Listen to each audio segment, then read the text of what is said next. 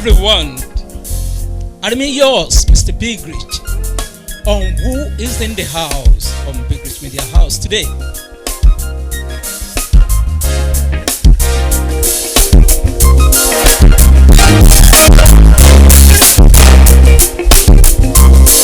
I got something special for you today, in which I believe you were eager to see who is it, what's coming on, who have we got in the Bigrich Media House.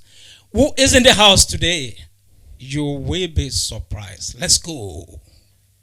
Money, we all make it, but before we see it, they take it.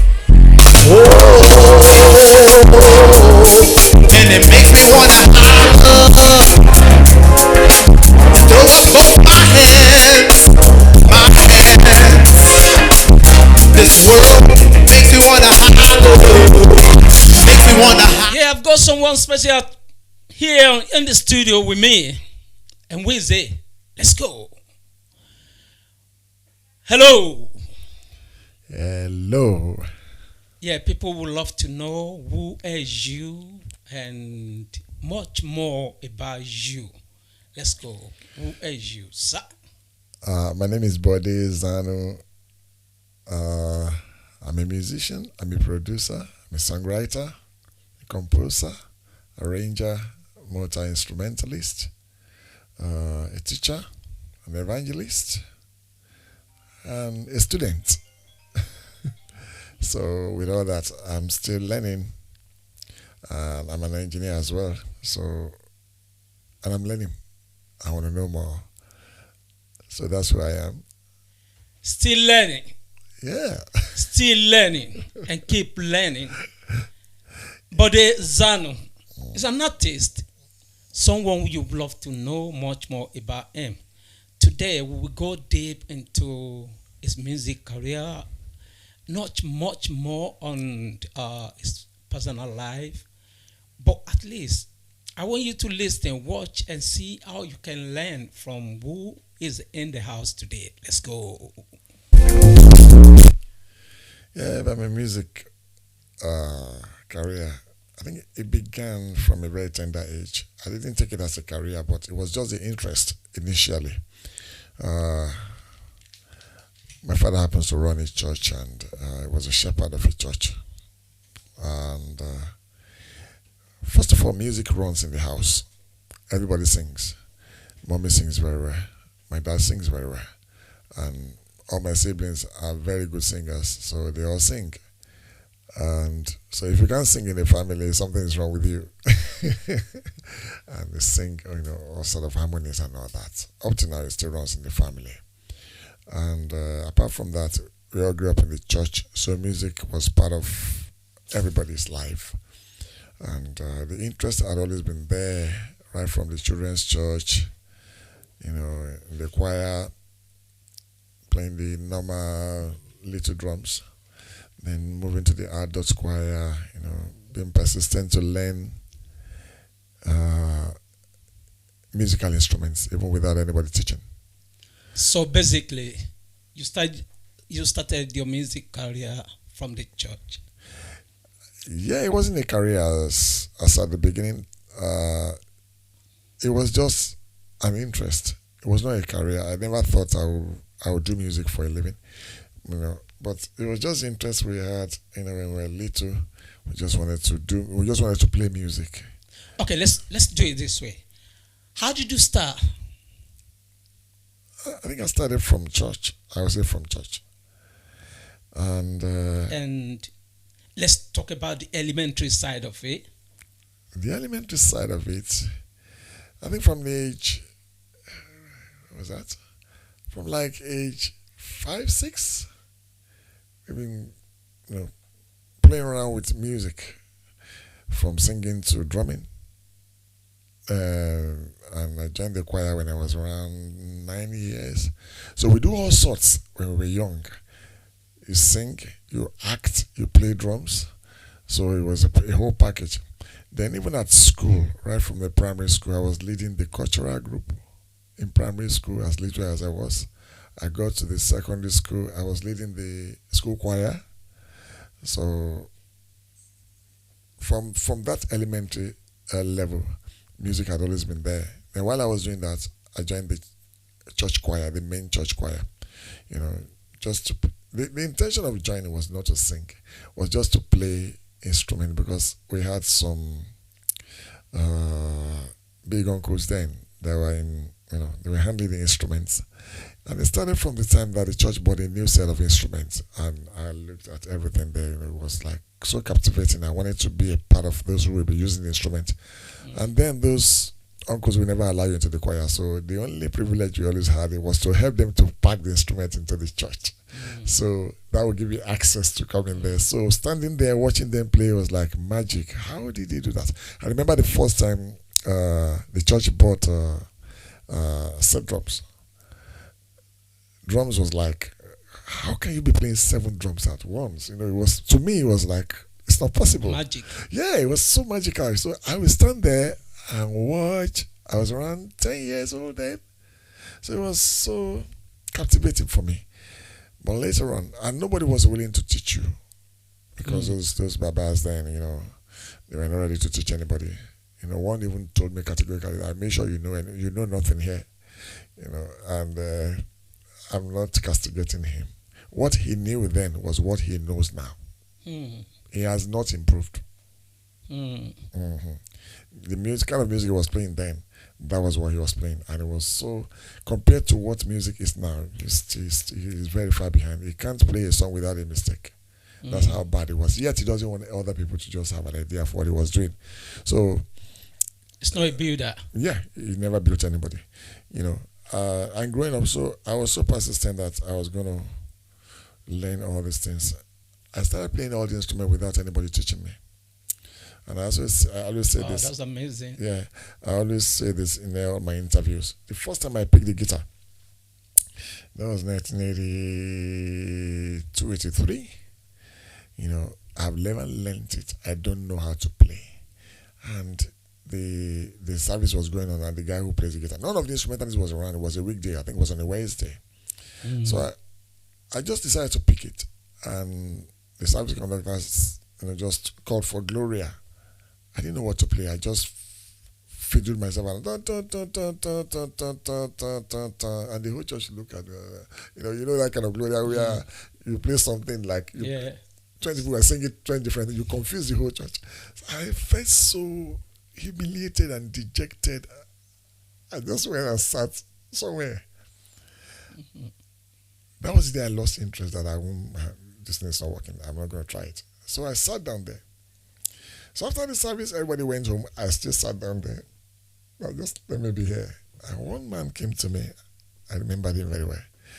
And he said, "Oh, that was a good try. You know you can play it if you practice it." It's like he ignited something in me that if you practice it, you can play it.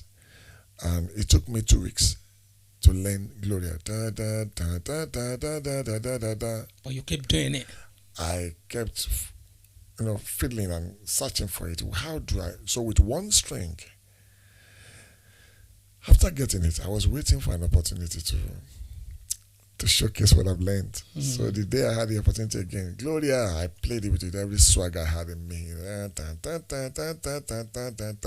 Everybody sang. I was like, yeah. So that thing was like an ignition that if you can do this, you can learn more. So from there, I started, learning how to play on 2 strings, things like that, learning how to, I don't know what chord is, As I was watching those who were playing. But eventually, there were 2 uncles in that choir, and I always give credit to them for the encouragement they gave to me. One of them is late now, Uncle Rotimi Adebi. Was a fantastic guitarist. I looked up to him to play because I loved the way he was playing. It was very, very good. He came to our church around 83, 84, and he handled the guitar. He was leading, and it was very good. Another person was Uncle Yele Akinshiku. I think he's in America now. Fantastic musician. Was a multi-instrumentalist. He plays the trumpet very well. So those people you're mentioning, they support. They inspired me. Then the third person who inspired me was my brother. My brother, Zannu. I think he's in America now. He plays almost all instruments. So he was the first person to show me the chord on key G. 145. This is how you play. So, and since that day I never looked back. You know. So he was the one who showed me how to play with 2 hands on keyboards and just 3 chords. And that was it. So since that time, there hasn't been a look back. I always forge ahead. And according to me, you know, I looked up to him to play. So whatever I hear him play, I try to play it. And in the space of 1.5 years, I was playing very well. And it went on and on like that. That was right, 83, 84, 85. By 85, we left Ondo. Then we went to Kaduna. Baba was the Northern State province head. When we got there, I felt like a local champion because I was the best. So there was nobody to challenge you. To challenge what I was doing, and I felt I was on top of the world, not knowing that there's more to music than what I thought I knew. So when we transferred, Baba was transferred to Lagos late 87. On getting there, I met a friend, a brother. He's now a pastor in America, Pastor Neil Adams. You know, he's the son of our late patron, but he's a fantastic guitarist. He was playing guitar like I've never seen before. So when I saw him on guitar, I realized I don't know anything. So I moved closer to him. We became good friends. So when he plays the guitar, I handle the bass. And playing with him within 6 months, I found myself improving. So whenever I handle the guitar, I play like him. You know, he was the one who showed me what chord is. I don't know what a chord is. He was the one who, you know, who showed me keys, who showed me this, and then he gave me the rudiment of music. He was the first person to take me to the studio to play for some people. You know, I learned a lot from him, and he was the one who introduced me to, I think there was a band there. So before you get to that stage, you know, now you moved up from the elementary now to see whatever you want to do. Like you're more than this now. You can do this. You can do that now. Because now if you're able to go to studio to do some work, it means you're professional now. Of course. Right.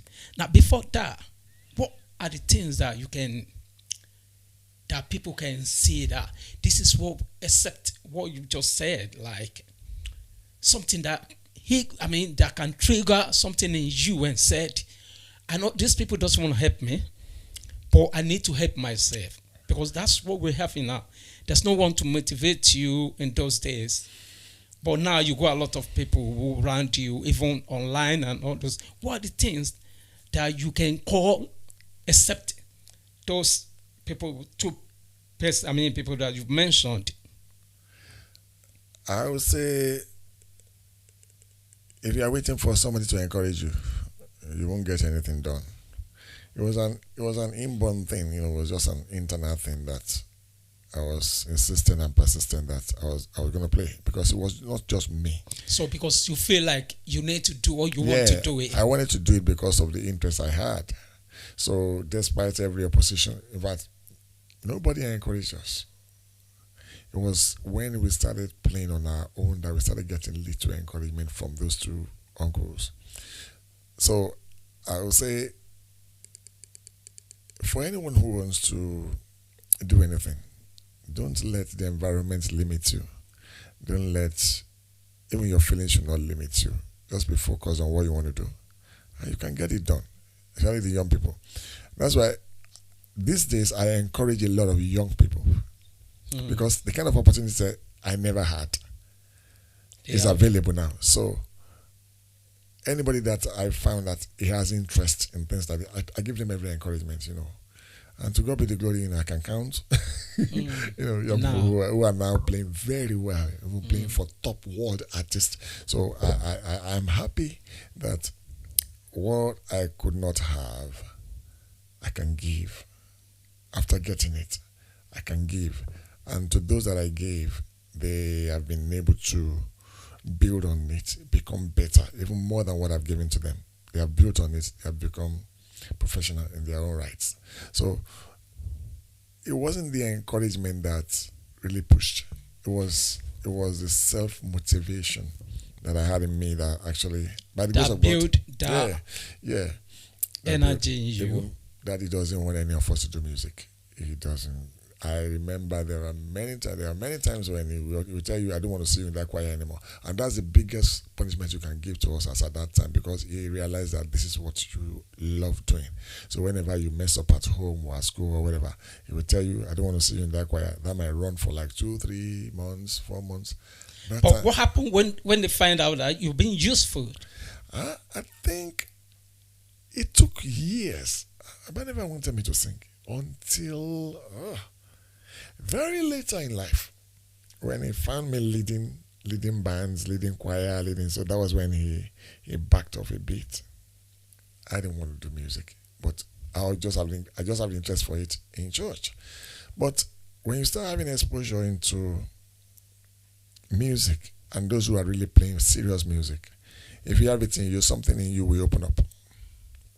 And it's good to have a very good background, so that even when you go out there, there's a leash on you. Something pulls you back. So as much as you are moving with people who are negative in their attitudes, you are not going with their attitude, you are not going with their kind of lifestyle, but you are going with their talents. For example, if you play with fella, doesn't mean you are going to smoke weed. Mm-hmm. But if you go there, you want to learn how to play Afro music. So if you're reasonable, you go there, you learn the music, you get out. So that's how I see it. For me, eventually I met a lot of musicians who are not even Christians, but I'm happy I was able to gain experience from them.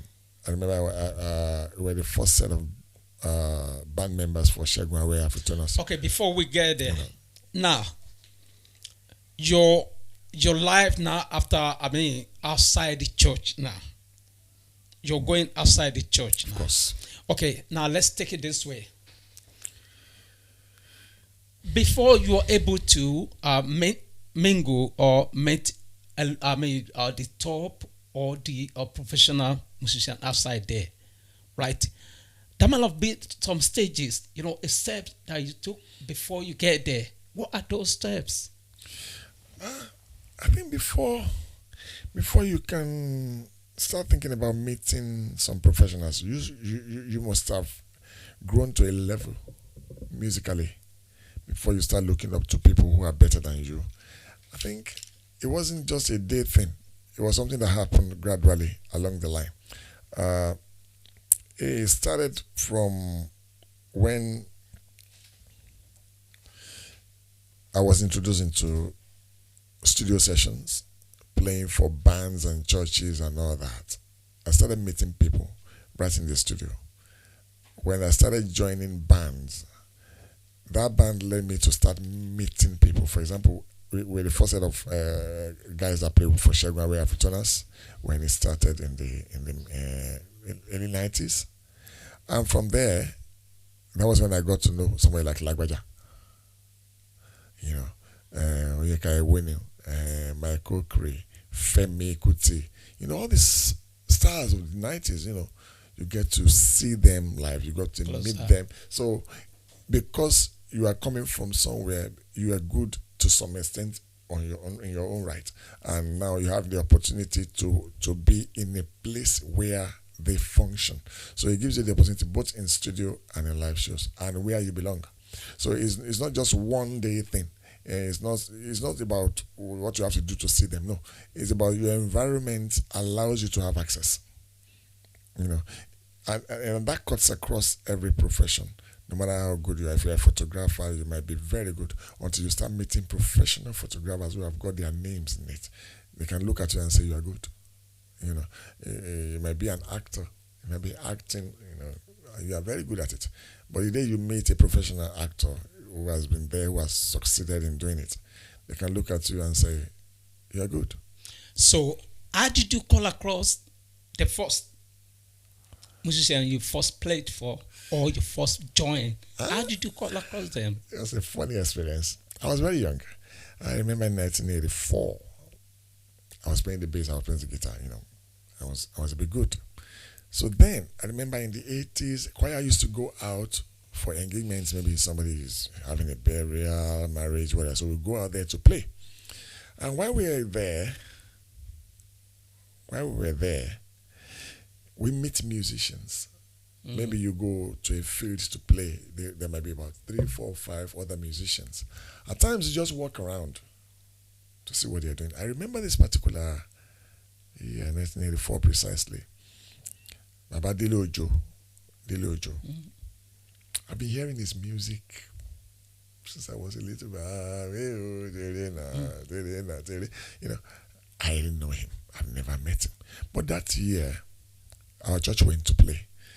We had a bassist, Uncle Bola Alafe, very good, So we're just on standby in case maybe they went to we or something, we take over.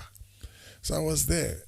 Then I think the manager for the band of Uncle Dele Ojo came and said, do we have somebody who can play the bass? That their bassist did not come.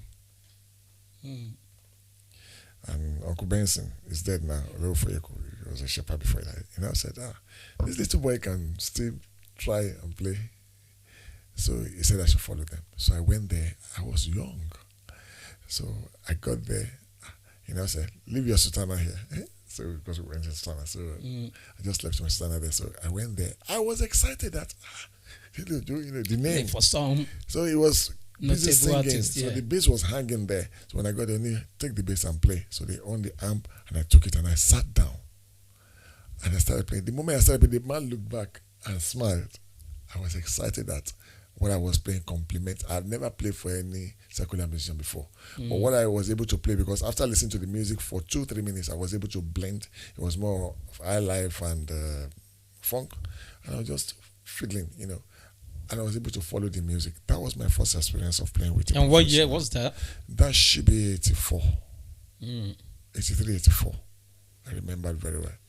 Do you join them to record any LP? No. That was the only experience with them. No. Okay. Then in... you don't initially join the band full? I never joined you the only band. play for I only them, played for them at once, that occasion? At that occasion, and that was it. I think when we finished that day, he gave me 50 kobo, or something like that. 50 kobo notes, Before for a small boy, it was big money. I was so thankful that, there's money in this thing. But it was not just the money, it was the excitement of being able to play with a professional. Then I remember in 1985, Uncle Rotimi, he took me to Ado Ekiti, that's College of Education. The school choir were having a recording. And he said we should go and support them, that they need guys to play. So I played the bass, he played the guitar. So 3 other guys came, There were people who were playing professionally. I was able to see that. While we were back in the choir group, not even the choir, it was a group, there were about 15 of them. And they were playing like funk and high life and all that. So we were able to listen to their music, rehearse it twice, and hit it just like that. So the exposure started from little events into big ones that where you meet other people. So it's not something that was just a boom. It was a gradual process. Even up till now, I'm still meeting people. I'm still meeting people. And I remember when I was around that 80s as well. I remember meeting people like Bro. Because he was a contractor then. He came to build a house for someone. So while he was there for like 3 months, he was coming to church Wednesday, Friday, Sunday, Wednesday, Friday, Sunday. So whenever he's singing and the bass is not there, I take the bass. I play. I enjoyed playing with him. So then another thing that enhances music in me was while we were growing up, my dad loves music, and he always buy LP. Okay. We call it plate. So in the house, I can count like 200, 300 plates. So he listens to all sort of music, from juju to Fuji to Apala to traditional Yoruba music. Every kind of music. And my dad speaks different languages. So he will bring their... I was like, what is all this language? But the music is always captivating. high life then, you listen to Rex Lawson, this is Celestino Biako, all this fantastic, even Ghanaian music. You will bring them, and play. I remember we were watching one TV program then, Masquerade. Zebudaya. Okay. Masquerade.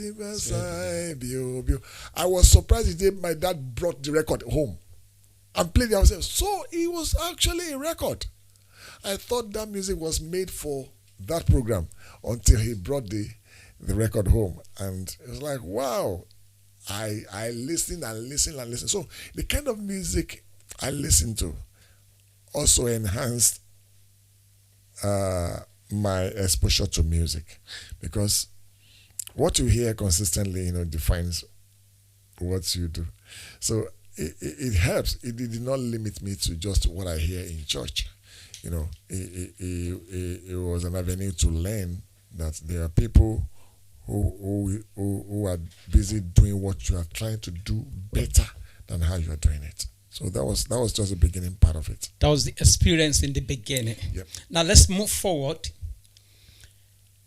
Living that environment for you in the early age, who are the people that you mingle with? Now you're, okay, let me say, have you ever think in those days of being a professional artist? No, I never thought I would be. Do you ever then be steadfast with the artist that said, in those days, our people don't sleep at home. We just want to mingle with people who having after you. Have you ever in that stage of life? I think, yeah, along the line, yes, I would say yes. A part of me in the early 90s, when we started making little money, I call it little money, from commercial music. Not just church music, not just this. It got to a stage, I was running, we call it a brigade band, a brass band, where we play trumpet for events. People will come and pay, we go and rent drums and trumpets and help them to carry their corpses. We do it for wedding people, we do it for birthday celebrants. So we're going everywhere, doing it then.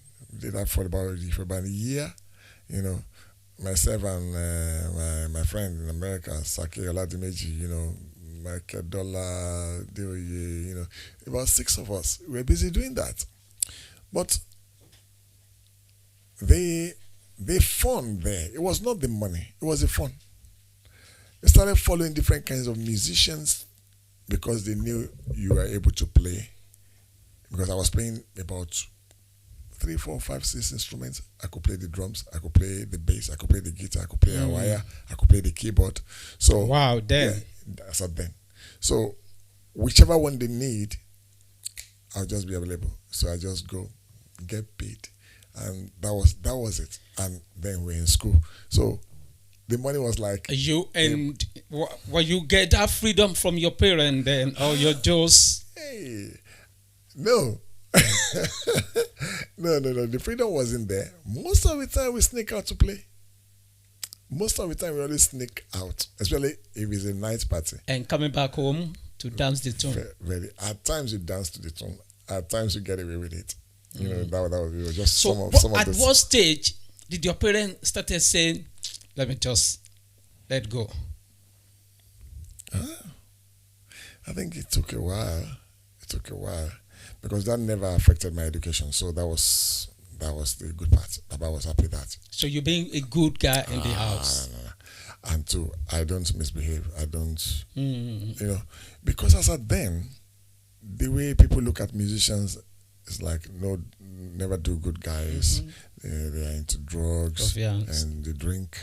They do this and that. So he doesn't want that kind of association for us. So he wants us to stop, to just remain in church and just do church stuff. But as a celeb boy or as a church boy? Both. From an early stage, I've developed the love for God. And I realized that God is never limited to one denomination. God is not a monotonous God. He's a God of the whole universe. But the way he relates to everybody differs. But he's still the same God of everybody. Christ is one, but he reveals himself in many ways to different people, in many ways. So that shows that then you're a church boy. I'm a church boy. I'm a church boy to the core. My father being a shepherd, what do you expect? I'm a proper church boy. But that doesn't stop me from going out there to play secular music. For two reasons. For the knowledge and for the money. Then. Because that's the only way, that's the only area you get money then. In music. Secular music. Most Christian musicians don't get money. The only ones that get money then were the ones that were able to release albums. You don't have concerts in those days. You don't have shows in those days. You don't call them for parties. So they release albums, and you can count the number of gospel artists that releases albums then. Among the women being Mama Bolare, Shalaro Timi, and churches were really, releasing albums then. So you don't really have. It wasn't the mid-80s or early 80s that Uncle Imole started releasing album. Abone, Melaranji, those were the ones you see, releasing Christian albums there. But for you to go out there, and I looked at all their music. I'm not condemning, I will never condemn, I respect all of them.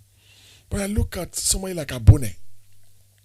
Abone is still very much alive, very good at one, we still see each other frequently. He was at a level that is so far above the rest in terms of what he was able to create as at that time, 81, 82. This is unlike the 145 we are used to. This is unlike the rumba you're used to. This is just something different. Yeah, I could remember when I interviewed him some times ago. He said something. Okay, I'm gonna come back to that because you mentioned something like when you pumping with this Shegwawe. Was this Shegwawe first? The lady. Okay. No, okay, yeah. Let's say Shegwawe. Because he moved closer to Shegwawe. Okay. But I don't think he played with him. No. Yeah. It's fine. Shegwawe. Yeah. Shegwawe was a guitarist with Ebenezer Obey. Yeah. Before he decided to what's it called? Yeah, before he decided to have his own band. Abune. Yeah. You see, Abune was, because as at that time, and I was wondering, what was it that enhanced the way he played that was so much better than the rest? I look at his background, that he was playing with a professional band. Bongo Zikwe was one of the top class musicians. Classic one. So he was playing proper Western music. He was young when he joined them. So he was the main trumpeter for that band. And go and check that production. A lot of people that played in there were just secular musicians, but they were able to complement his idea. He created a gospel music with guys who are professionals in their rights, and that's one thing a lot of Christians don't get today. You don't monopolize God. If we have to play the music of God, I think there's a need to give God the best. Not just being average, not just play anything. Unfortunately, we have a lot of copycats today, people who cannot create anything. I'm not condemning, but the what defines a good musician is your creativity. And so I will always respect any musician who is creative. Yeah, okay. Before we go there, okay. Now you're playing with Segun Awena. Do you play with him as band boy? Of course, I was one of the band boys there. What do you play with him then? I was playing the guitar. Okay, bass guitar or rhythm guitar. Okay, for how long do you do that? We asked for 9 months. What are the experience? Your experience with him then as a celeb boy? Segun Awena himself was a celeb guy. Yeah. But he hardly goes to church. I heard him, yeah. Yeah, that was 10 anyway. Guy will tell you, man, the church, you know. But fortunately, most of the gigs we normally had then does not affect church because it doesn't fall on church days. The only time it fell on a church day was when he got a contract with the Lagos State government where he had to play for 10 days at Trade Fair every day. So I missed that Sunday in church. And what year was that? Maybe 92. Around 92. 1991, 92. It should be 92. Okay. I remember it very well. You know, that day, because we were supposed to be at Trade Fair by 8:39, because the music starts at 10. So we don't have any packer. We are the one that's supposed to pack the equipment and set it up. We carry everything. We load the bus. So, but that day, something in me was not comfortable because the service was going on and I'm somewhere playing music. All for what? But I was a bit restricted. And that day, I made up my mind that whatever it takes, I won't allow this to clash with my worship of God, you know. And since that day, I can't remember going to play for a musician on a Sunday. I will have to go to church and worship God, then another thing follows. I might go to minister in churches on Sundays. Even if I have a gig on Sunday, it will be after the service. So I always put God first, you know. There's a time to worship, there's time to just give God what is due to Him. This is where I look at it. Are you religious? I don't want to use the word religious. I'm just a child of God. And I honor God. Are you religious? No. I don't want to use the word. That's fine. Are you religious? I'm not religious. Okay. I'm just a child of God, and I love God. You know, the word religion means doing the same thing the same way. That's why I asked that question. Because you're a church boy. I'm a church boy. I can say I'm a church boy, but I'm not religious. Anyway, yeah. Okay. Let's go forward. Now, you stay with Segwawe for almost 9 months.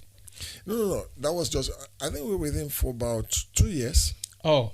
Yeah. Okay. And within that, did you play with any other? Did you mingle with any other? Yes. While we're doing that, we're doing side hustle. I call it side hustle. With some juju musicians, you know, that happens on parties on Saturdays. We just go out and do that, you know. Okoseli. Thank you. So we do that with. Then, around that time, we're jamming with Ike Dairo, Baba Ike Dairo. Myself and Sakela Dimeji, Makedola, Femela Dimeji, you know, about 4 or 5 of us. About Femi, you know, we about 6 of us entered the band at the same time. So it was another experience playing with Baba Ike Dairo, you know. So there are musicians that we jammed with like that, you know. Then after that, I played for Sun Millionaire, David Awokoya, you know. I was with him for about 4 or 5 years, you know. And I was doing about 2 or 3 things at the same time. And I was doing the engineer, I was singing, and I was playing the keyboard. So, and I loved him so much. It's like a big brother to me. So, and you know, there are loads of musicians like that we decided to go out with, just to go out there and just do it. And why are we doing that? I was learning something. Yeah, sorry to cut you off. Yes, okay. Did you already then a sound engineer? Are you? I learned sound engineering along the way. And was that when you're still with Segwawe or in between? Before I met Segwawe, I've had ideas, I won't say knowledge, ideas of how to set. But what Segwawe had, because as at that time, he had the best equipment in Nigeria. He had this product called Dynacord. What year was that? 92, 93. Yeah, because I remember the only people that go 90 up to. Anyway, yeah, you might be right. Let me tell you what he has. But because it wasn't exposed, a lot of people don't know. He has, as at that time, he had 2 sets of equipment. The big one can serve 120,000 spectators. It was an Olympic size equipment. You know, that was what he had. Then he had another one that can serve like 40,000 people. So he had those 2. But the guy he sent to Germany to go and learn how to do it, the guy never came back. He absconded. So he ended up doing the setting himself. The guy only sent the dialogues to him. So when diagrams to him. So when the diagram came, the day we were about to set the equipment, myself, himself, and one other guy, we call him Daud. He came from Ibadan, and Shupo. And Shupo is the basis to. Shupo was in the same band with Shupo Oba Suju or something like that. Is that same Shupo? Shupo, that is the bassist. Okay. So we were all in Afritunas before he went to Lagbaja. Yeah. You know, so myself, himself, you know, we're all there, you know, setting these things together. So learning that by practicals, you know, we you know, at times you try something, it doesn't work. You try. No, that you went for it. No. So you gain that experience with there. Later, I went to school for electronics.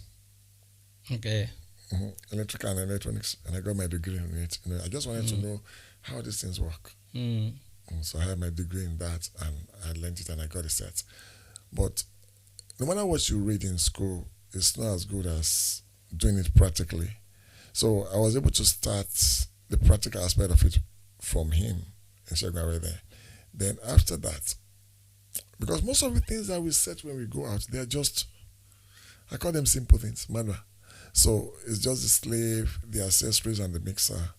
And you know, one of the things an engineer should have is ability to hear and define sound. How should a talking drum sound? How should a bass sound? So when you know what each instrument should sound like, even voices, if you know what they should sound like, then your tuning starts with that. Then the balancing of how, when you blend everything together, how it should sound both on the monitors and the main output. So those are the things, you know, that I build myself, and I move with people who are really knowledgeable. And so let's talk about, and on that, I mean, within that short time that you're with Segun Awe, you gain a lot because you build your courage to be able to play boldly on musical instrument, and you become an engineer. I think everybody who played under Segun Awe, it is them. He always taught us. Anyway. You know what? For you to rehearse for 9 months, Monday to Friday, 10 to 6, 8 hours, for 9 months.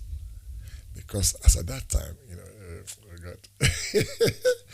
What he told us was, the guys who sold the equipment to him were trying to organize some concert for him in Germany. So all of us should get prepared. You know. So that was what we had in our mind, that after the launching, we are all going to Germany. Well, unfortunately, Germany never happened. I think Tyru joined then, isn't it? No, Tyru didn't join. Was it Tyru that joined? Tyru didn't join. Then? No, it wasn't Tyru, it was Shupo. Shupo, Neyi Adams. Adams, Neyi Adams there. You know, Nero, Femi Oshumo, I can't remember, Egg, and then we have this Conga guy, Samson. Okay. Ebenezer on drums, you know. No, even Semu Winter was the first talking drummer. There. Feishara was the first drummer for him that came, but because of school, it's like, can be committed. He didn't off and on. Eventually he went to Lagbaja. Everywhere he was school, you know. Everywhere he was in school. So, you know, I met all these great guys. So you yourself, Shupo Lagbaja, Neyi Adams, Samson, a lot. Because it was, those are the people that you can still remember in those days. I can remember a lot more. I think we were about 18 in the band because we had 5 hornsmen. We have guitarists, we have keyboardists, we have drummer, we have 2 talking drummer, we have all sorts. So Was it 2 seconds? Two drummer then. Yeah, talking it was drummer. just 2 talking Is it? drummers as at that time. We know we call it on Then there's this great musician we call him Baba Jarrett. He plays trombone. I've never seen a trombonist like him. Old man, but very good. Jarrett, a lot of them like that. There was this guy, he's a Ghanaian, Edward Egg, fantastic pianist. When you think you know some stuff, When you get to some areas, you just just be quiet and learn because you will know. That's one thing about music. When somebody is better than you, you don't need to be told. You know. It's like football. When a footballer is better, when a team is better than yours, you know. You don't get angry. They are better. I was joking with one of my guys recently. I'm an Arsenal fan. I love Arsenal. But when you watch Haaland, one of the top players, he has the aggression in him to play. apart from aggression, he has every advantage. He has his skill, he has his stature, he has his speed, he has the talent, he has a knowledge. So when he's playing, it will take somebody who is very tactical to stop him. So that's how it is in music. There are guys who are really good. There are teams who are really good. So when you begin to meet this, then along the line when we were at Shegwawe, we started going to places to play. There's a place called Jazz Hall in Ikoyi, belonging to Fran and Tude Kuboye. Fran Kuboye is one of the greatest jazz musicians in Nigeria. Fran was the wife. I think she's late now. Fran was the sister to Fela. She grew up in America. She sings beautifully. I've never seen a jazz band play live like that. So seeing these people is great. Then there's a place called Bread and Butter. That place where Oshope Plaza is now in Allen Avenue. Before it was built, and at that time, Lagbaja has an outlet there. Yeah. We call it Bread and Butter then. Then it was not Lagbaja, it was Colossus. Okay. His man was called Colossus. So every Thursday night or Friday night there, we play from like 11. We'll all be there till like 5 in the morning, and different bands will be coming. He too will go on keyboard, as at that time he wasn't covering his face.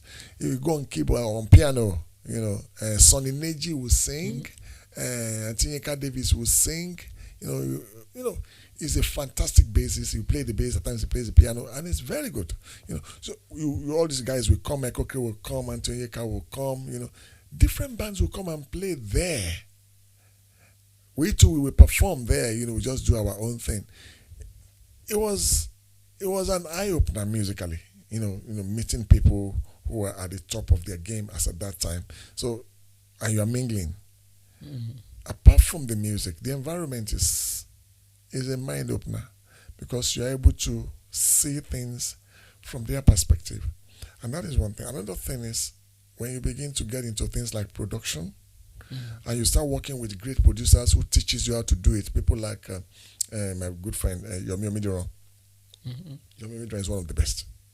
He has been producing. His brother produces. So these are the people we work with. It's working with Uncle Laulu Akins. Babani, one of the greatest.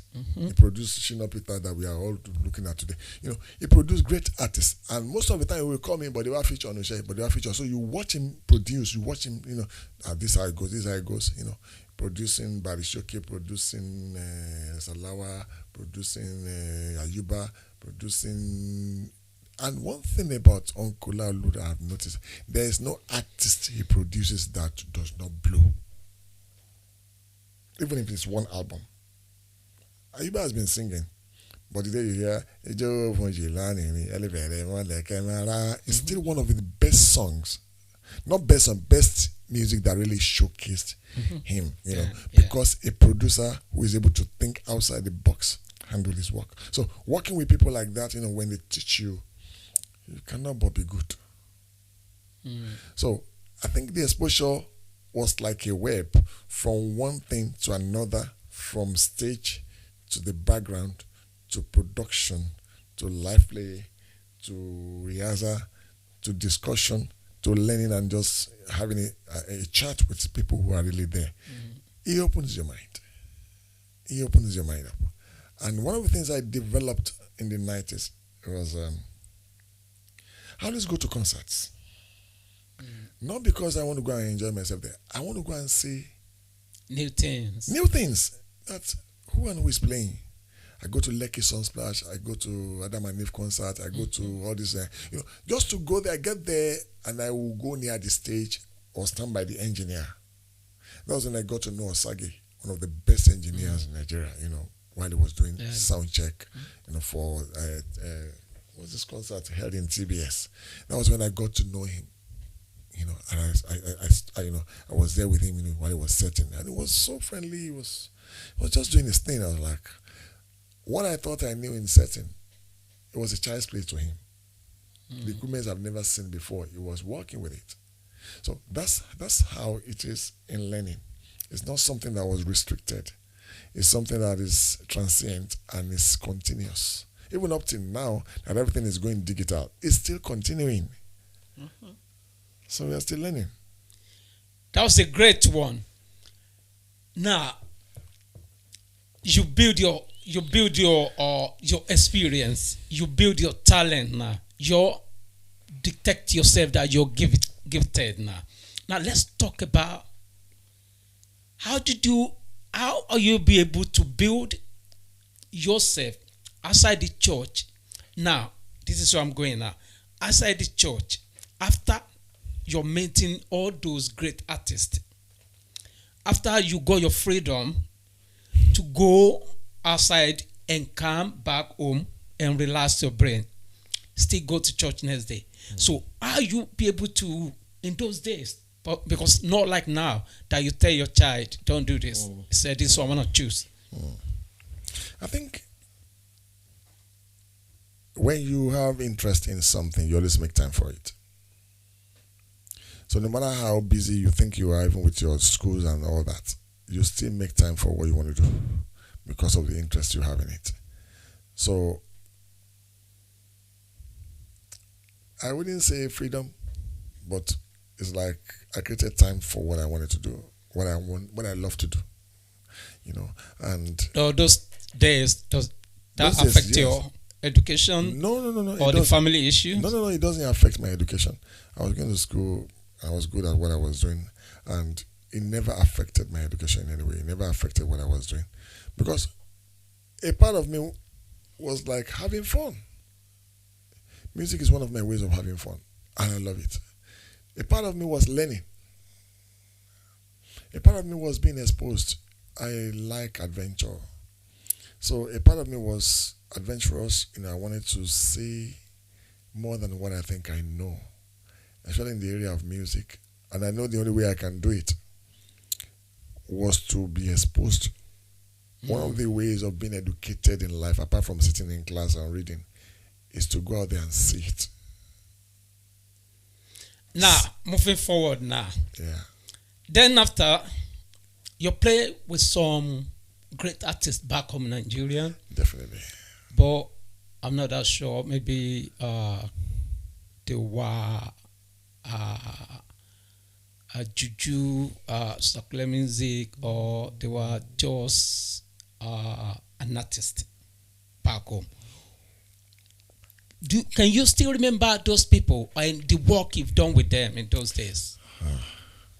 I can't remember all of them.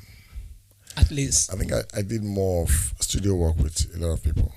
On studio level, I'm not a fan of Fuji music initially when I was growing up. Daddy will only buy Barrister and Collington and bring their album home.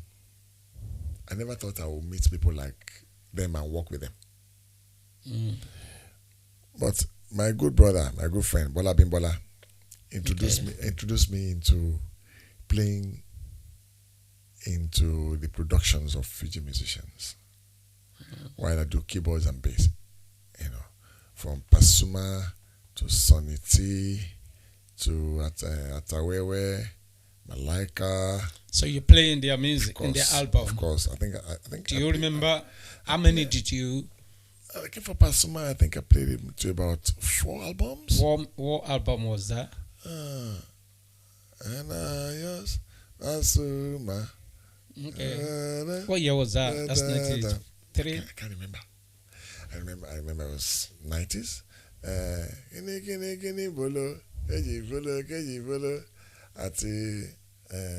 is it? I can't remember. But I remember it was about four different albums that and it's not just about going to the studio and record. People like Pasuma, very humble guy. Very, very down to earth. And when it comes to production, it keeps an open mind, because there you will have about 4 different producers.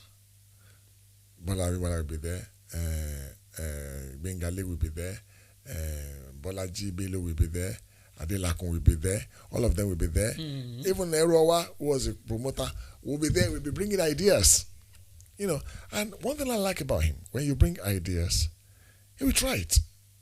He has his own structure he wants to work on, but he welcomes things that will enhance what he does. So you work with him, with him at the lens. Yeah, and even when you give him songs, he goes for it.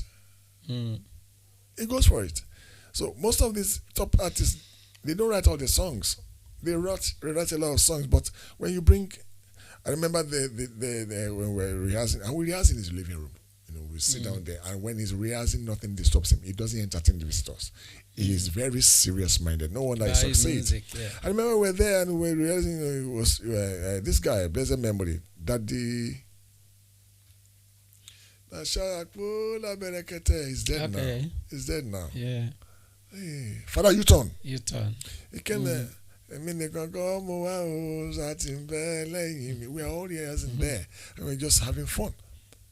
And everyone was like, Emiko, Aloni, Emiko, Aloni. That was it. He just brought that thing. And that was it. That was it. And before you knew it, the whole thing was arranged. And so working with them on production level is a night opener. Okay, okay, why don't you do this? Why don't you do this? Why don't you do that? The idea of bringing ladies into singing choruses with them, which was brought by Bola Bimbola, was imbibed by almost everybody. Everybody started doing it. Any other artists that you play for that you release an album or you work on the album then? I think there are lots of them. For Shukba Said, I think I played into about 4 albums. Vijay Bigi, America, Wanjo, every local corner. Said and play your kind of music, Nanjo. So all those, I can't remember. I remember I did about 3 or 4 albums with him. Malaika, I think I did 2 recordings with him. Atawewe, I did about 2 or 3. Tony Adio, what's it called? Tekoye, I did about 4 albums with Tekoye. I even gave him songs. And there's another guy called Sonny T. Zacchaeus. He claims I am the first Sonny T. And I told him that time. He said his actual name is Sonny T. He's the real one that sings for you. And I told him, I said, you know what? Even if your name is Sonny T, for the fact that an artist is out there bearing that name, when you come out as Sonny T, you are not going to go anywhere. You are not making headway. It was as if I was prophesying. He was insistent. He was stubborn. I was like, when somebody comes out with a name and everybody knows him with that, don't use that name. Use Sonny Zacchaeus. Go for something else. You have another name. He was insistent. Even his promoters I said, you will release your album. I will get paid. But so you shared your advice, your idea with them. You know, when you're working with all these people, a part of you knows what the market is. A part of you know what the acceptance is, even in the secular circle. So when you are giving your advice, when you are giving your view, you are not looking at it from an artist. You are looking at it from an outsider's perspective. For example, if I want to produce somebody, I will not look at it as a producer. I will look at that music as an outsider. If I'm an outsider and I'm listening to this music, can I bring out money and buy it? Is it worth something I can spend money on? That's how I look at an outsider's music. Any music I want to produce, that can I buy it? So I'm not going to look at it because I know you, because you are my friend, because I know you. No, not because you have paid me or something. You know, the art of production, I define it. I define the art of production as taking a musician's idea and turning it into something everybody will like. That makes sense. Taking a musician's idea and turning it into something everybody will. That's why when you work with people like Uncle Alu, he's a very strict producer. He is, yeah. He will tell you, if you are not going to listen to my idea, you can as well take your production away. Because he's not looking at it because you have a name or whatever. It's looking at it from a producer's perspective, that this is not okay. For example, him producing Shino Peters, in conjunction with what's my friend Sheme Yatunde, with the Wizard, who's an American now. What has that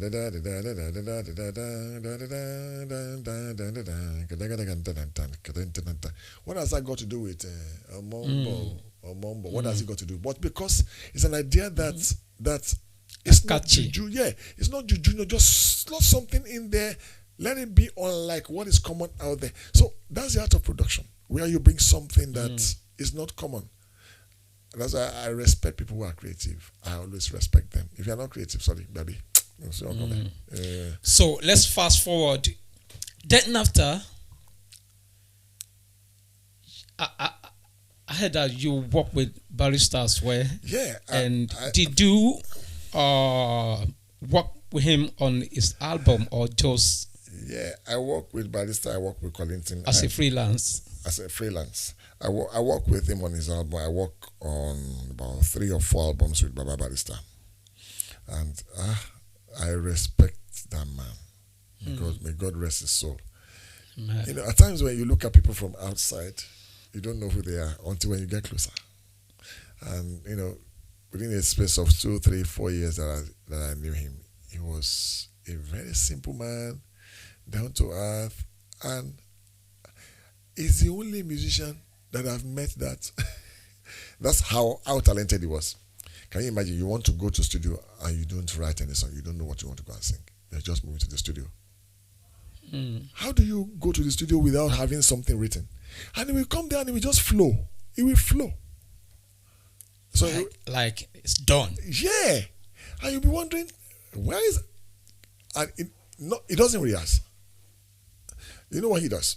When it comes to the studio, he will book a block session. Block session is having 5 sessions consecutively, maybe like 5 days, 5 nights. So he will come the first night. He will start dictating. Let the omele go like that. Let this go like that. Let it in there. At the moment it starts flowing. It starts flowing. And whatever you impute into his music, he builds on it. Was not Fuji. We just plotted because he said he wanted to sing Fanti, which is a Lagos Island kind of folk tale music. You know,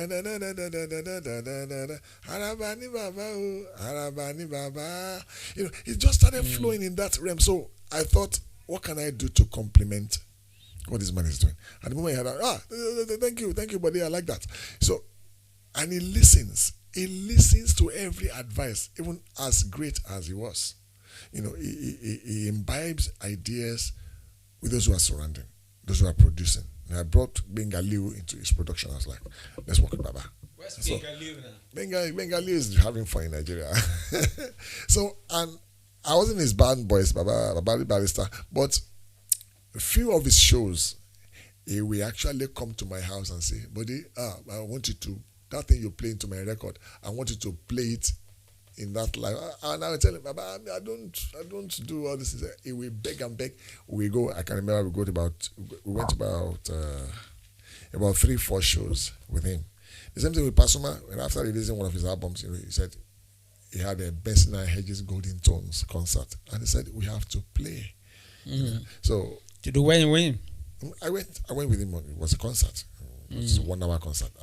Lagbaja the same thing, and I jammed with him, 3, 4, 5 times. He's a good brother. And when you see, that was why I said that when you have the right exposure, the day I attended Lagbaja's rehearsal at home, I saw a new Lagbaja. So people don't just become great by accident. They work hard. Yoruba will say, I want a lady, I want a lady. It's not play. They don't play. It's hard work. They work. Music is hard work. Check any musician who breaks through. They work hard. Yeah. They rehearse hard. They do it and do it and do it and do it. So it becomes part of them. So they don't just relent because they release one album and that's the end of it, because they've got some names. When it comes to them working, they are very dedicated. They are very committed. They put in everything it takes, and they take ideas. Talent, I always say to those who are close to me that talent is not enough. Always. Turn your talent into a skill. You have to change your talent into a skill. You have to learn more. So that talent is limited, but skills will take you further. Wow. Because if you are just talented, your talent is you become a local champion because you are selling 10,000 albums. You think you have arrived. How about those who are selling 1 million, 2 million, 3 million, 40 million? I'm like, how do they do it? That's why I don't stop learning. I always use that word. I've never stopped learning, and I keep on learning. I was watching Fred Hammond, one of the greatest gospel musicians, talking about his production. And I look at his house. Where he is rehearsing is like a studio. The gadgets there, everything is there. And it's a rehearsal room. But everything is there. And on the side of that room, there is mirror. The same thing I saw in Lagbaja's house. Do you know? It's like a whole mini hall. But one side of that hall is mirror. So as you are performing and rehearsing, you are looking at yourself. So you are the first one to see yourself and see what you're doing. So when people like that now, as good as Fred Hammond was, he's a good pianist, good arranger, good singer. Yet they will call for producers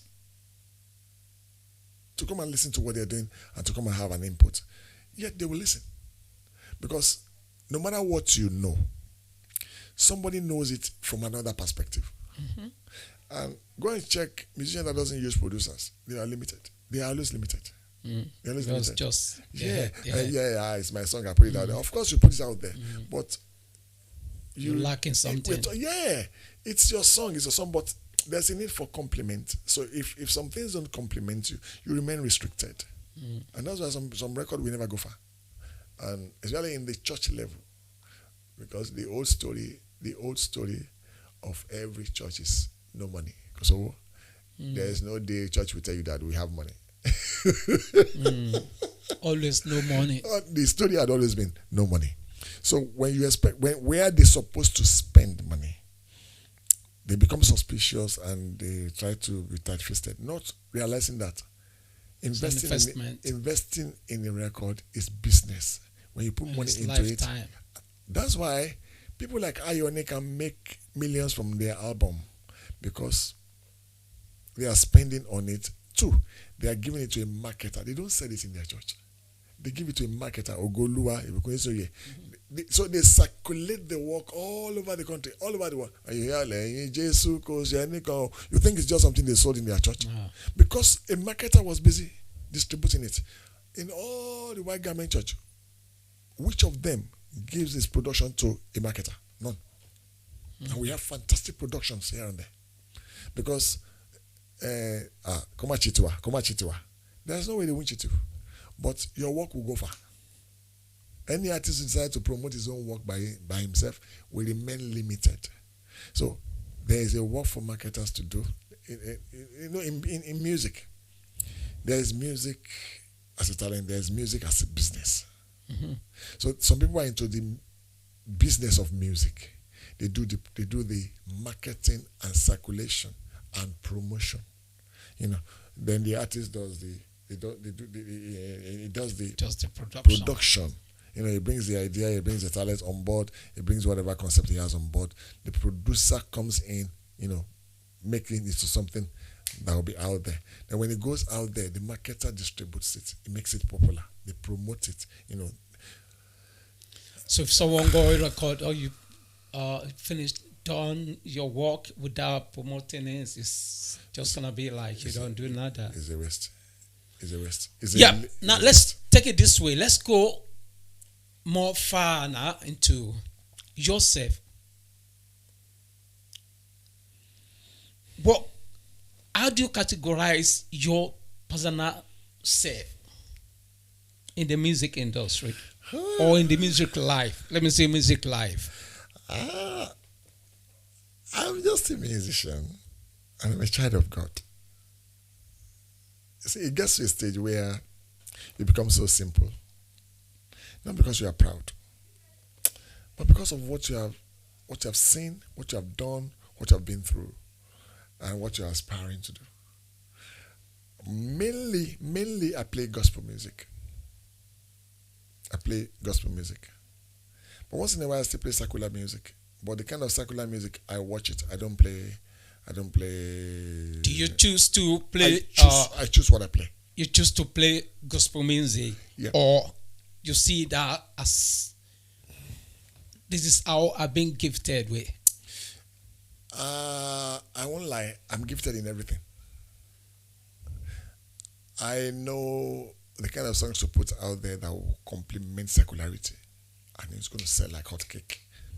But you see, when God has a leash on you, you are being controlled. What do you mean? What does that mean? I'm an evangelist by the grace of God. That's why I said I'm a child of God. As a child of God, what should I be promoting? When you say I'm an evangelist, now, in which way? I teach the word of God. I preach. I evangelize the gospel of Christ. So your music, at what category did you? At what level can you say this is where I will categorize my music? My music is gospel. Okay, you're gospel artist, a musician. Of course. Okay, let's take it this way. So that made you an evangelist. You know what? You're not a preacher, are you a preacher? I preach. Okay, for me, I'm not a title person.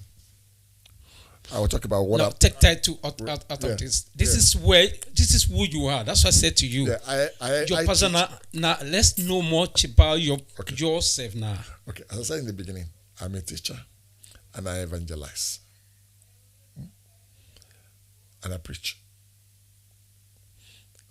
I don't go with the title. Oh, yeah, preacher. Yeah. No. Okay. I do all those things. Did you see where the preaching and your music contradict or work together in one way? No, they don't contradict each other. They complement each other. How? This is how it works. Because anybody can claim to be a gospel musician. But what does gospel music entails? There are 5 things in gospel music. There are 5 things there. Praise. There's praise. There's worship. There's prayer. There is assurance. And there's preaching. So basically, as an evangelist in the music industry, you match all these 5 articles together. I would say yes to some extent, because most of my songs that I write or I give out, they encompasses all these things. So when you are claiming to be a gospel musician, not necessarily doing everything. There are musicians who are just worshippers, and that's their own gospel. They only sing worship. So you're a gospel artist, a musician, and you're an artist anyway, because with what the combination of what you had touching together now make you an artist. Yeah, it make you an artist. Your you play what's it called? You play musical instrument. Of course. You're a composer. You sing. And you perform it as well. Of course. Now, and you still do some engineering. Of course. So you're do not just production. you're I do craftsman. production. Thank you.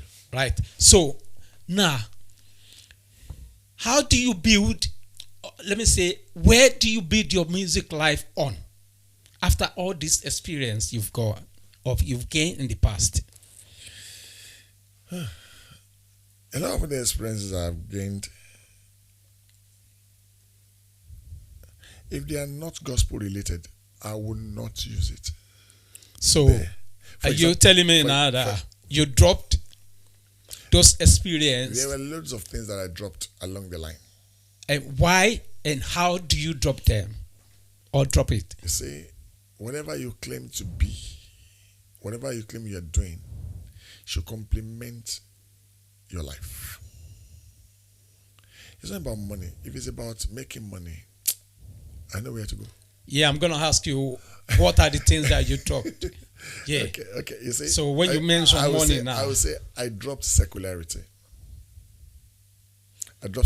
Okay, but but I'm not going to agree with that because the reason is, don't forget that we have, especially we African, Nigerian, Yoruba, and Igum, and Benin, Thank you. and Benin, and we have this tradition of singing secular music, and we call it sacred, and which is not. You know what I'm saying? When I say secular, let me retrospect that later. Let me answer that question retrospectively. I work with a lot of Fuji musicians. If I want to sing Fuji today, I will not be singing what they're singing. Yeah, but don't forget, those people you're talking about, you're an instrumentalist. You play for them, of course, on the board. Wait, they have a targeted audience.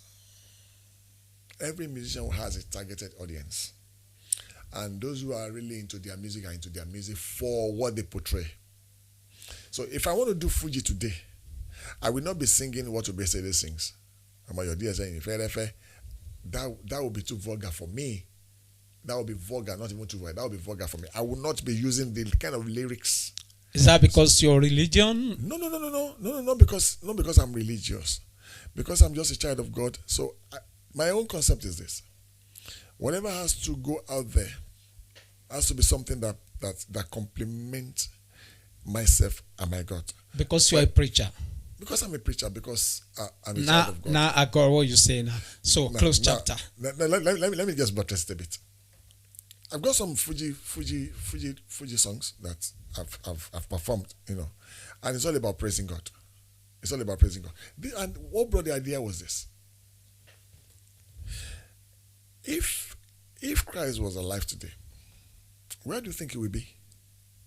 Tell me. He won't sit in church with you. He won't sit in the temple with you and be doing. He will be with sinners, loving them, converting their souls. And some church folks will be saying, what is he doing with them? Is he not supposed to be a holy man? So, and two, secondly, we all study the Bible.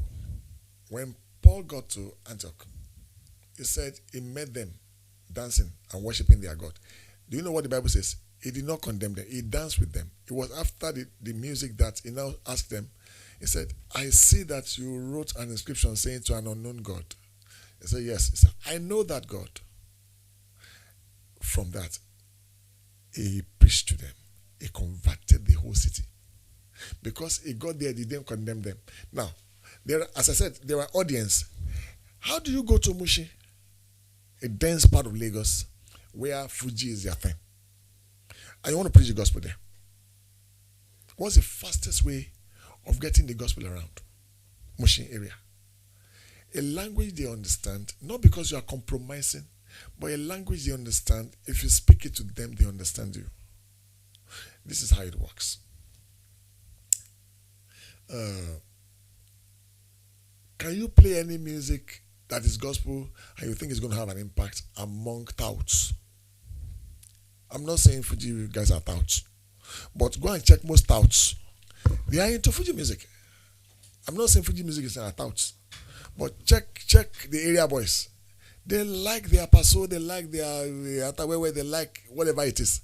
Now, when you now want to reach out to them musically in the name of the gospel, you have to be able to do it in a way that they will be able to catch what you're saying instantly. Paul says, I will be everything to everyone. Not because I want to be like them, but so that in being foolish, my foolishness can bring wisdom. What am I saying? When we say, Aja following Baba, Aja following Baba, keneko, in a way they will understand, they will flow with you. Let me give you one instance. Bishop Oyedepo. He used to be in Kaduna. There's this tribe in Kaduna State, we call them the Kaje. They are the real owner of Kaduna State, the Kaje. They like dog meat. And they drink this locally made brewed drink, burukutu. I think it's made from plantain. They soak it. I don't know how they make it. Pastor Oyedepo wanted to have 3 days crusade there. Guess what he did? He ordered 4 dog meats. Hundreds of them roasted. Oh, you're talking about the Alimangeri people? No. Alimangeri are beggars. Yeah. This is a tribe in Kaduna State. They call them the Kaje. Kaje, I know. They call them Southern Zaria people. Okay. They are the owner of Kaduna State. They are the real Kaduna State owner. But this Baba, at the crusade ground, drums of Brukutu were available on the side with the dog meat.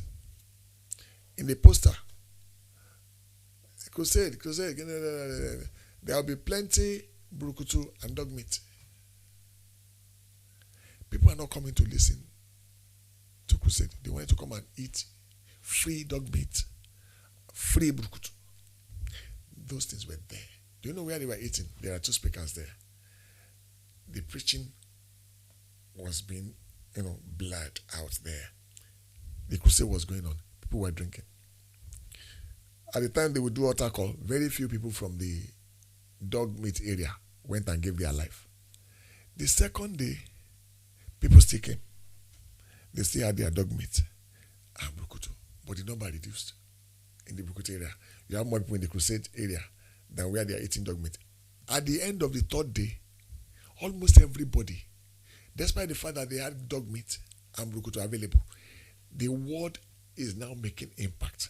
If you had just come to preach without giving something, I'm not saying every preacher should entice their listener, no, but he discovered that the environment I'm going to, this is one of the ways I can entice, I can invite, I can get their attention. And they put that into practice. And that was what happened. I'm not saying every preacher should do that. What am I saying? In music, how do you reach out to people who don't listen to your worship? That's why I like people like Kiloroko Umay, Shewele. Why is she singing Shewele? Because there are people that will listen to that music and flow.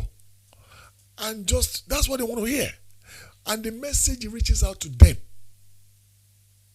My friend, Demola Bereko, he sings Apala, gospel. There's this set of boys, they call them Boys Olorun, about 3 or 4 or 5 of them. They sing Apala beautifully. And they are everywhere now. I think they've released about 3, 4, 5 albums. They propagate their own music through their brand of music based on the talent that they have. And I appreciate that. That's the angle I'm coming from. So, and 2, wait a minute. We are Africans. We are Nigerians. We are not white people. We are not Oyinbo. Oyinbo believes in their Western music. What music do we have?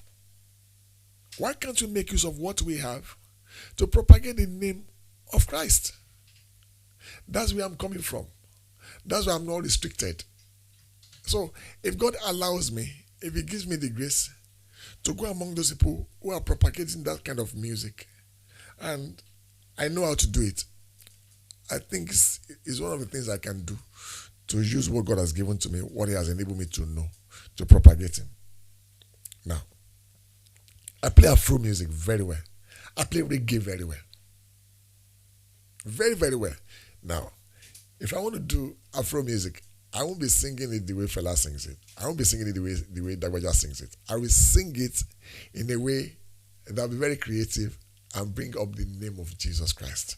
That's the angle I'm looking at it from.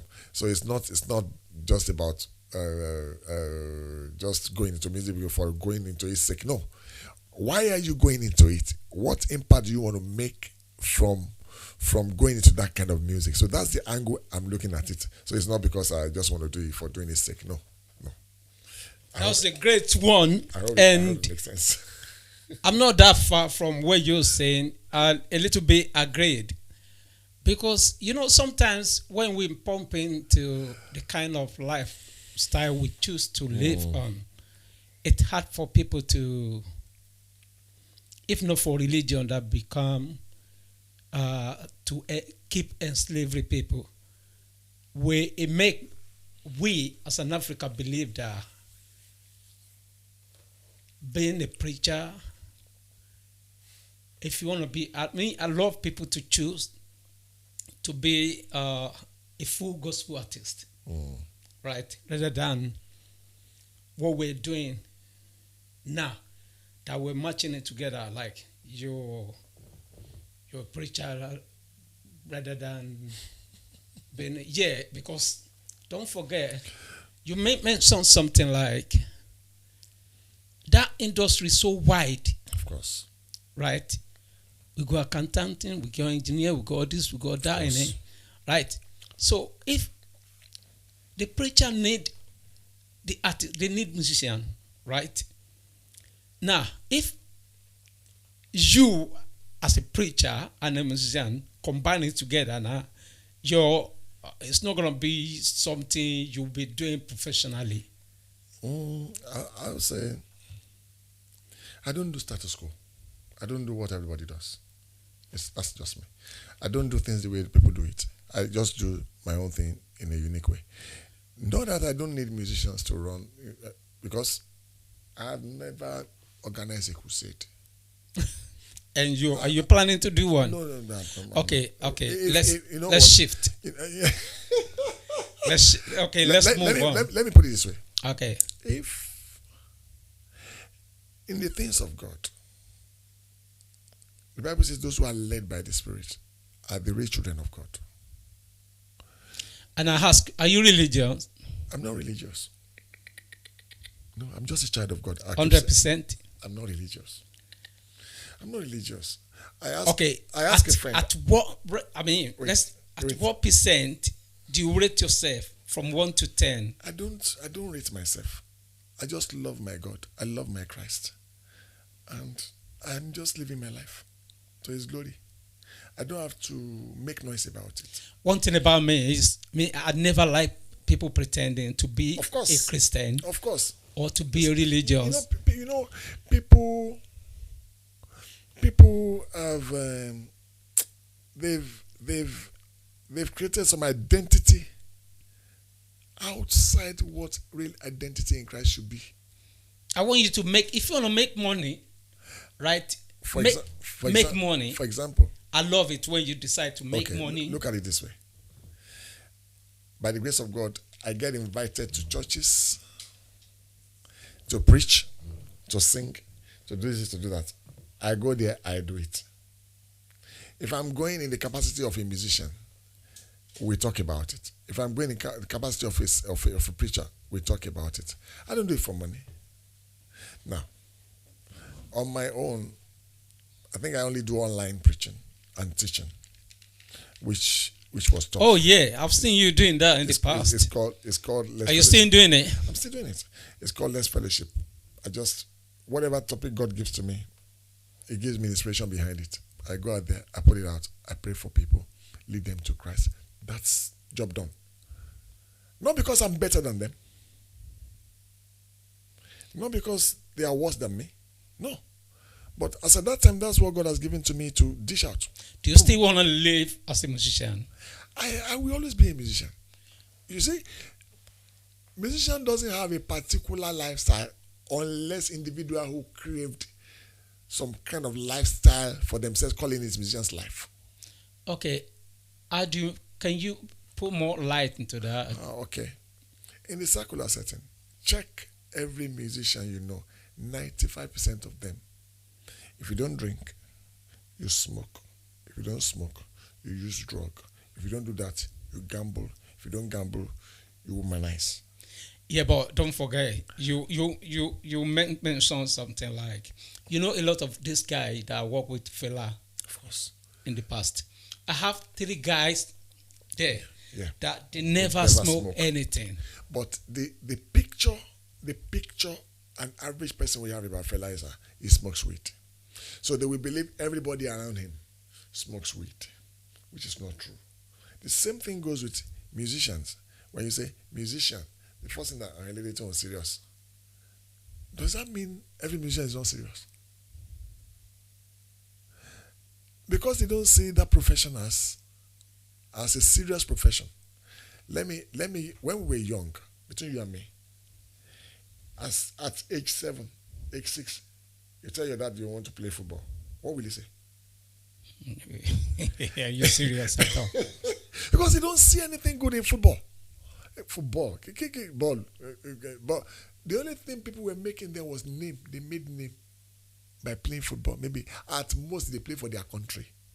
And they get medal, handshake when they win. But now, guess what? On Sunday, people take their children for football. Why are they now diverting they even encourage their children to go and play football? Why? Because it has become a big business where you can earn up to hundreds of thousands a week for playing in a particular club. So, when I'm saying this from a musician's perspective, I'm not saying it's because I don't do status quo. For example, some people believe you have to put on suit, tie, to look like an evangelist. I was arguing with one of my friends who is a pastor. I was like, did Jesus put on suit? Did he wear suit or coat? He was wearing his gown. He was a simple guy. So why do you have to define yourself by what you wear or what you put on? That's not who you are. Who you are is inside. It's not what you wear. Now, God is still speaking. He spoke to people in the past. He's still speaking up to now. I'm not condemning any religion. All religions are good. A denomination rather. All denominations are good. That's why I don't condemn. And I'm not restricted. By the grace of God, I get invited in all churches. I respect every church has an ordinance. They have tenets. They have the way by which God gave them to be serving their God, which is fine. I understand that. But that thing that you are being given should not define you. You rather relate more to the giver than what he has given. So that's the way I look at my own kind of Christianity, my own kind of belief that God is simple than what we portray him to be. And that's why a lot of people get it twisted. They think, oh, you have to be this. Yeah, if you're a Christian, you have to be that. No. So basically, authentically, Bode Zannu is a musician. He's an artist. I'm a musician. I'm an artist. Okay. And I'm a child of God. Now, in the past, have you ever released an album or worked an album in the past? Me? Yeah. Yes. Most of the albums I've ever made are for churches. On your own? Yeah, for churches. I made it for churches. The only one I made was just a simple one. I did some 9 years back. So why does that take you that long? 2, 3 things. Any reason? Yeah, a few reasons. One, I don't know how to manage. When it comes to production, my own product, I can't manage. I'd rather not do it than do it shabbily. I don't want the production I will say 1,000 and say I've sold. No. There was a day I went, I love Donnie McCauley. He's just one of my favorite artists, Donnie McCauley. He's a gospel artist, American gospel artist. I love him so much. There was a day he came to play at O2. I was trying to get to the front, just to get close to the stage so that I can. But it was so crowded I couldn't get to the front. Guess what? So I was driving home. So I decided to buy fuel on my way home. As I was filling my tank. The car that brought him just parked beside me. So we walk into the mall inside the filling station. And I went to him and I said, I'm a big fan of yours and I like your music. You're a good inspiration to me. He said, oh, thank you, my brother. Thank you. I was like, what makes you great? He said, the grace of God and hard work. He said, grace of God and hard work. Mm. I said, I'm a musician too, but I want to be as great as you. He said, be great at your own level. Don't look up to me for greatness. I said, I'm not looking up to you, but I like what you do. He said, I can inspire you, but our greatness cannot be measured by us. He said, God will give you the grace for greatness according to what he wants you to be. Do you believe in time? I believe in time. I believe so much in time. I've been around for a while. The little things I've seen in this life made me to believe in time. There are some things that no matter how hard you struggle for it, when it's not time yet, you won't get it. Even if it's at your reach, you won't be able to get it. Repeat that again. Say it again. There are some things that you will never get, no matter how hard you try to reach for it, even if it's at your reach. If it's not your time, you won't get it. You won't get it. Especially when you are chasing something. If it's not your time, you won't get it. That does not mean you have to be complacent. That I wait for my time. You have to keep working hard. You have to keep working. Go and check. So even when you're waiting, you still have to keep pushing. Of course, you won't say because you are waiting, you just sit down there. No, you have to. But you're waiting. I'm not just waiting. I'm working. I'm doing like 2-3 things at a time. As I'm talking to you, I'm a student. I'm studying. I came from school to come to this place. So I don't stop learning. You don't stop. You're still searching. I don't stop learning. And in the next 5-6 years, I've outlined the things I will learn. So both in music and outside music. And even the things I want to do for fun, I've already outlined them. May God preserve us. I've already outlined that so I'm working towards every part of my life.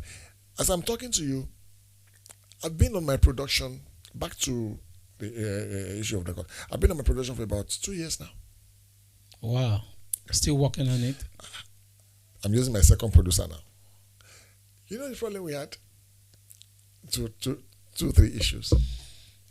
If you're a producer and you're about to release an album, nothing is good enough in your ears. Yeah. So you always feel it's not good enough. Error. Cancel it. Delete it. You start all over again. I've fought more than 3, 4, 5 times with my producer. I said, to me, it's not good enough. So I want more. That's one thing. Secondly, where are you supposed to spend money?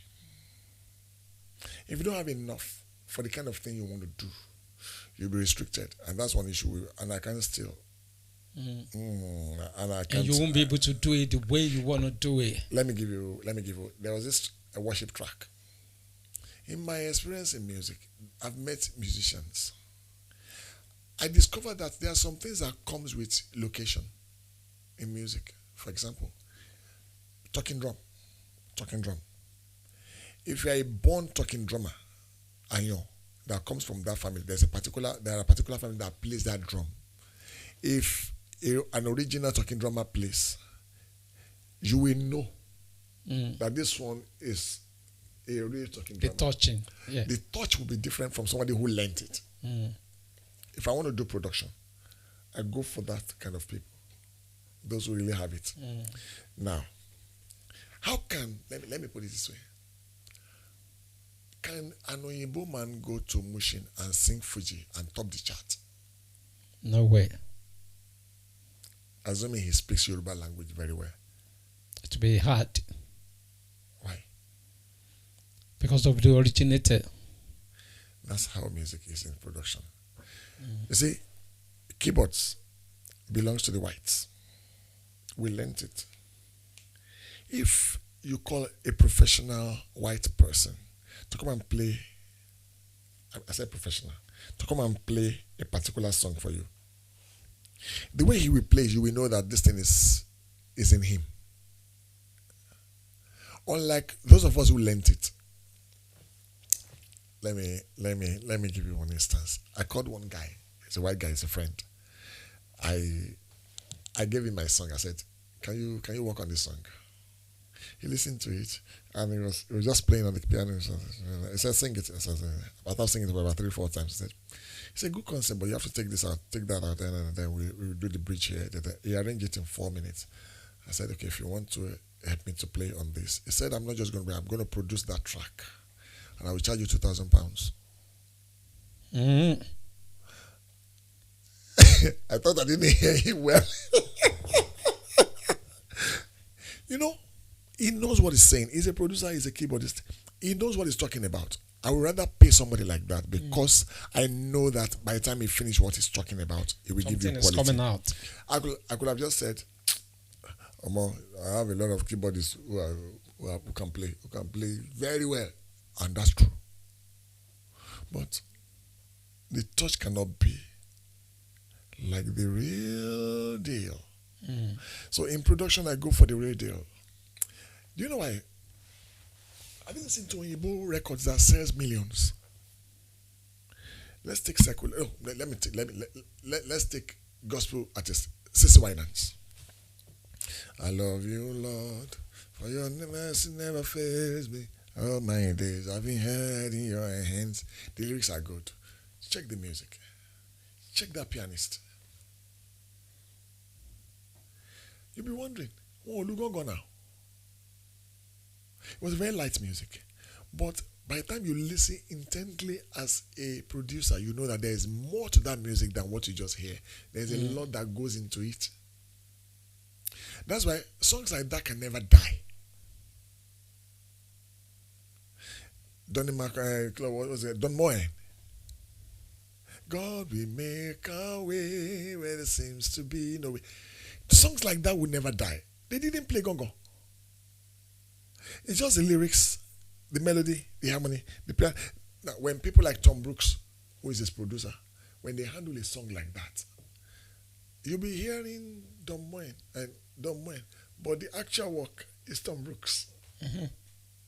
Lift him up, is a lifted higher. Donny Markham was a Ren Colony. You know, you will hear those songs, but the actual producer is Tom Brooks and a few other guys. They did the work in the background. That's what makes a production. And it's just like a film. You see the actors, but the directors, the producers are behind the camera. They tell you, do this, do that. It's not good enough. Cut. Do it again. You'll be like, but I've done my best. If you work with Uncle Lou Akins, the first time I worked with him, I thought I was good. He asked me to do a solo and a backup chord for a song. The whole thing's supposed to be like 4 minutes. I did it 15 times. And even when I thought I had done it to the best of my ability, and we go, Shay, can you try it again? And I go, buddy, you know, that was good, but let's try it again. Until it brings out the best in you. Things that you don't think you... He doesn't play keyboard, but he's a producer. He has the ears for what he wants to hear. So you are the keyboardist, but you don't know what you can do until when you are being pushed. So when it comes to production, I believe when everything comes together, both the money and the necessary resources, it will be out there. And I'm not doing it for money. If money comes, I'm happy. You're doing it because you just have to because do it. He has to be out there. And when he's out there, something that will outlive me. There are artists in this world that only produce one album in their lifetime. But that album lives after them. Do you know this song? Happy birthday to you. Happy birthday to you. Happy birthday, happy birthday to you. It was those little records. It was produced in the 40s, late 40s. That was the only record that woman waxed. Everywhere in the world today, when you don't sing it in the birthday, you have not sung. I don't know how she composed "Happy Birthday to You, Happy Birthday to You," but that's just one song that outlived her. So I look at music from that perspective. Not that you cannot be producing songs every day. That's why all these Ngbono artists, they will go like that, they will come down. Because when you move with trend will fade off. Another trend will come. So you will find it difficult to move with other trends that will be coming because you don't have what it takes. You are only moving with your trend. You're done. You know, I don't condemn people, but I cite examples. Look at this guy, Baba Frayo. They go pose. After that song, has he been able to release any other song that can catch like that? It was a trend. So I don't want to flow like that. I'm not condemning them. They are good in their respect, and I respect them. So when it comes to gospel, it's about the message, it's about the production, it's about the spirit behind it. And if I say spirit behind it, I know what I'm saying. I have moved with musicians and I hear testimonies, I'm like, whoa. Let me give you one example. Baba Amono, Baba Ayewa, Pastor Adelokun, well respected. He came to London some years back, so we went to do backup for him at Clearham Church. So while we were rehearsing, that was the day he gave us the lyrics, Dina meni okuku. Magia kon lebori or komio. That was the day I knew what that thing means. He now started telling us testimonies about that record. Amono tetewa, oh, amono tetewa. I think that should be his 6th or 7th record. Do you know he has released about 6 records before that one? I don't remember it was. And but Comp Baptist Church. I love, you know, the first time I heard this song was in 1984. Tete she o ba mi she Jesu ọ̀rọ̀ ayé mi ó dọ̀wọ́ rẹ bàbá ohun táyé rò wípé kò lè ṣe. Beautiful record. Use the mic. Yeah, beautiful record, but it did not blow. If he released that song today, it will blow. But at that time, it was after that. I think he released Amona in late 84, stroke early 85. He now said he went for prayer somewhere. And the Spirit of God said to him, go and record as you leave this place. That was what led him to the studio. In that record, there was no drums. Said drums. They used local bamole. It was just 2 singers. 1 guitar, 1 bass, 1 keyboard. No gong-gong. Till today, in all the album he has ever made, it's still an evergreen and the bestseller. I'm on just the 4 tracks. Ọlọ́run ìgbàlà, Mọ́sádìyọ́, what's it? Sátánì, Olúwa bá ọ wí dẹ̀yìn lẹ́yìn mi. You know, it's still a bestseller. The best. Why? Because there was a spirit behind it. God ordained it. So when God ordained, so that's where the evangelists come in. That's not evangelism. That's where the prophetic comes in. I don't want to preach tonight. No, don't preach. One thing about the prophetic is it sees ahead of you and it tells you what to do. And that's where an advantage is. It makes your journey easy when you are being instructed. For example, God can protect Jesus from being killed. But he said to Joseph, take the boy and take him to Egypt. Not because he can't protect him. That's instruction. And all of us, we will have instructions if we move in the right environment. We will have instructions. All of them might not bring financial gain. Some will bring protection. Some will bring favor. Some will bring peace. Some will bring right direction. Some will even bring you money. But when instruction comes in different aspects of our lives, in the prophetic era, I think we should listen. Because that's where prophetic will see what you cannot see. I believe in God who sends the prophecy more than the prophets. You know, God, what's it called? 2 Chronicles 20:20. It says, "Believe in God, and you prosper. I believe in His prophets." You know, and so on. So there are times you believe in the prophet, but the prophetic is not bigger than the God who has sent the prophets. And unfortunately, in most churches today, people have messed prophetic era up. They've messed it up. They make it look like nonsense. There are fake prophets all over the place. That does not mean good prophets are not in existence.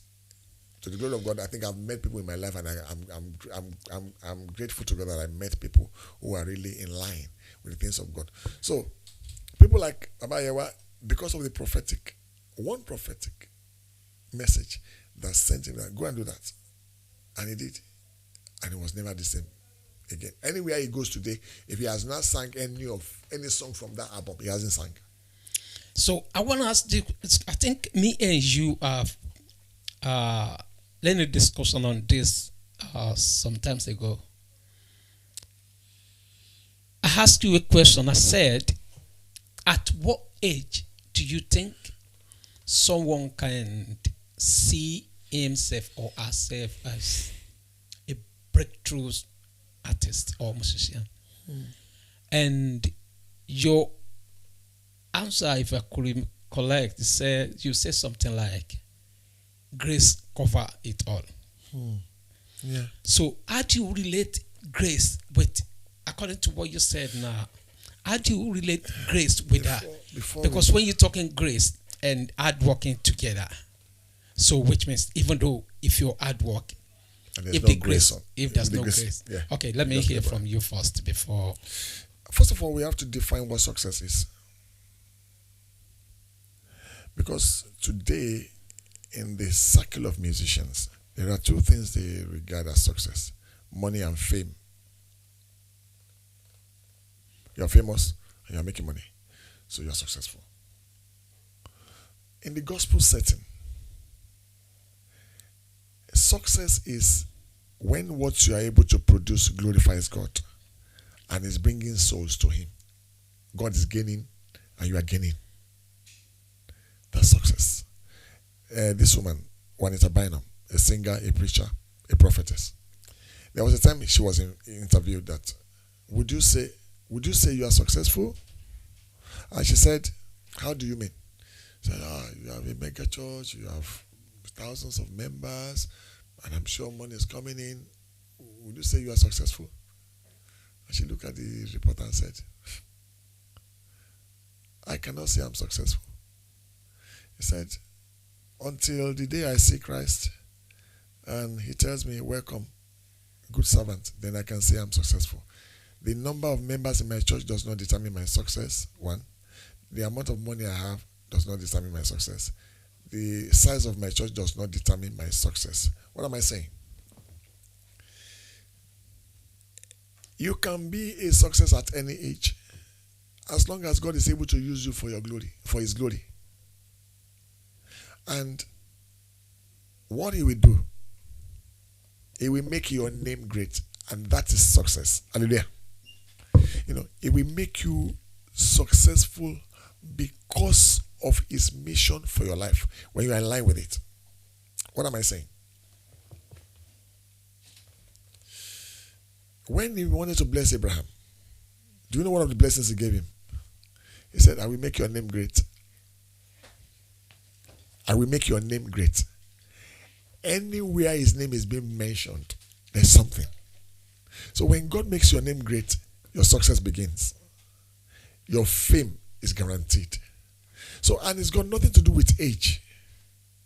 It's got something to do with time of God and the grace of God upon what He wants to use you for. So, it's not how much you can. There are people who have labored so hard. They are still laboring. And they are doing much. Okay. One adage will say, I will say it in Yoruba. Aláàrù tó ń báyàn gbẹ́rù, ó lágbára ju ẹni tó ní ẹrù lọ, ṣùgbọ́n agbára ò ṣe láǹfààní. You get that? A load carrier in the market is powerful. He's able to carry load. just to earn a living for people who are less powerful than him, but his power does not benefit him. He is powerful. He got the muscle to do it. The muscle does not benefit him. So his muscle is only earning him deliberate. Whereas the person that is helping to carry load, they will pay for his food. Okay, at what age do you think someone can say, if you're not going to have faith and grace with it now, at what age can someone say, I don't think I can keep this struggling race on? In music? In music, of course, yeah. I will not put an age into it. Let's take gospel aside. Let's take word of God aside. You see, there are some professions in the world that people do, and they enjoy it, whether they get money from it or not. That's music, isn't it? Music is one of them. Art and sculpturing is one of them. That's why go and check most artists that create art. They make their artwork sells more when they are dead. Yeah, you're right. Yeah. So, and what do they gain? The satisfaction of being able to be creative. That's their satisfaction. That's what they get. So their own success is not, I sold it for 50 million. No, their success that I'm able to create something. But less percent of people in Africa, or people from Africa, or inside Africa, got that mentality. Of course. Not like the Western world people that can stay there in the house, they still get paid somewhere, either to feed their mouth or to pay some bills. But back home, now, Africa community, especially in this diaspora, I find out that a way of building life is very, very different from the way we're building our life back home in Africa. And so when you're attaching grace to such, it make me believe that I think the younger one still go long way to go. Of course. You see, majority of those who become, I don't want to go political, but I will just touch it. Majority of people who goes into government back home in Africa, why do they go into it? Because they want what you want. To be sincere, why do people go into government? Money. Money about how much they can take, and take even their money, the amount of money they cannot finish, they want to take, because they are afraid of tomorrow. They want something that will be sufficient for them and their children and their children's children. If people get into government in this part of the world, they go into government because they want to serve. They want to serve.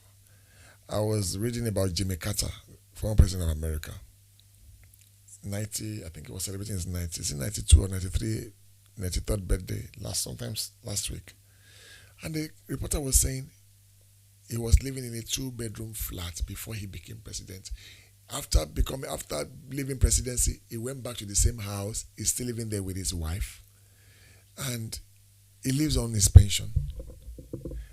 He doesn't add anything to it. So, even most people that comes to the Western world, let me take it from that angle.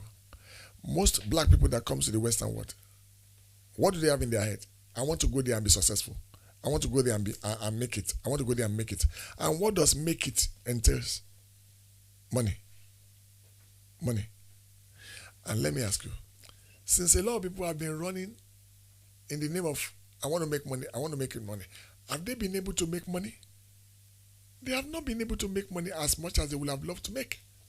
Because it's not as easy as a lot of people paint it. Not because they cannot make money, but because that's how it is. I can't say people will not make it. Of course, people will definitely make it. But how much is enough? I preached one day and I said, everybody prays for financial breakthrough, right? We pray for money. Let me ask you, how much would you have before you can say, I have money? 2, If you are praying to God for financial breakthrough, God bless me with money. How much are you asking for? 3, why are you asking for money? Do you know the concept behind a black man's mind? Why they want to be rich? They want to impress and oppress. People who thought I cannot make it. Can you move closer to the mic? Yeah. People who thought I cannot make it, I want to prove to them that I can be successful. That's the reason they want to make money. Not to impact anybody's life. And the God I know, God is not a wasteful investor. If what God will give you will not bring him glory, he doesn't give it. But you saying this as a preacher again? No, I'm not saying that. It's just the reality. It's just the reality of life. That's why you say there are 2 ways to money. It's either it comes from God or it comes from the devil. And people don't care as long as it comes. That's why they can do ritual to get money. You see, the money that comes from hard work with the grace of God is fine. But the money that people want to get in the name of ritual, why do they want to get it? Because they want to impress and oppress. So which has no gain anyway. Why would you want to live your life to impress and oppress somebody? Because that makes you feel better than them. That makes you feel good within you. Wait. One preacher will say, Joseph Prince, I love him. He said, if money is all you have, then you are poor. So now you're bringing religion into it now. No, This is how I feel. You know, when you're talking about money, right, and the achievement we as a human being on earth. Everything is not religion. It is, because here are the reason why I always disagree with Nigerian pastors. Of course. Especially African pastors. Of course. Because if you believe in having something, being contented, right? I don't want to go there because, I don't like any pastor anyway.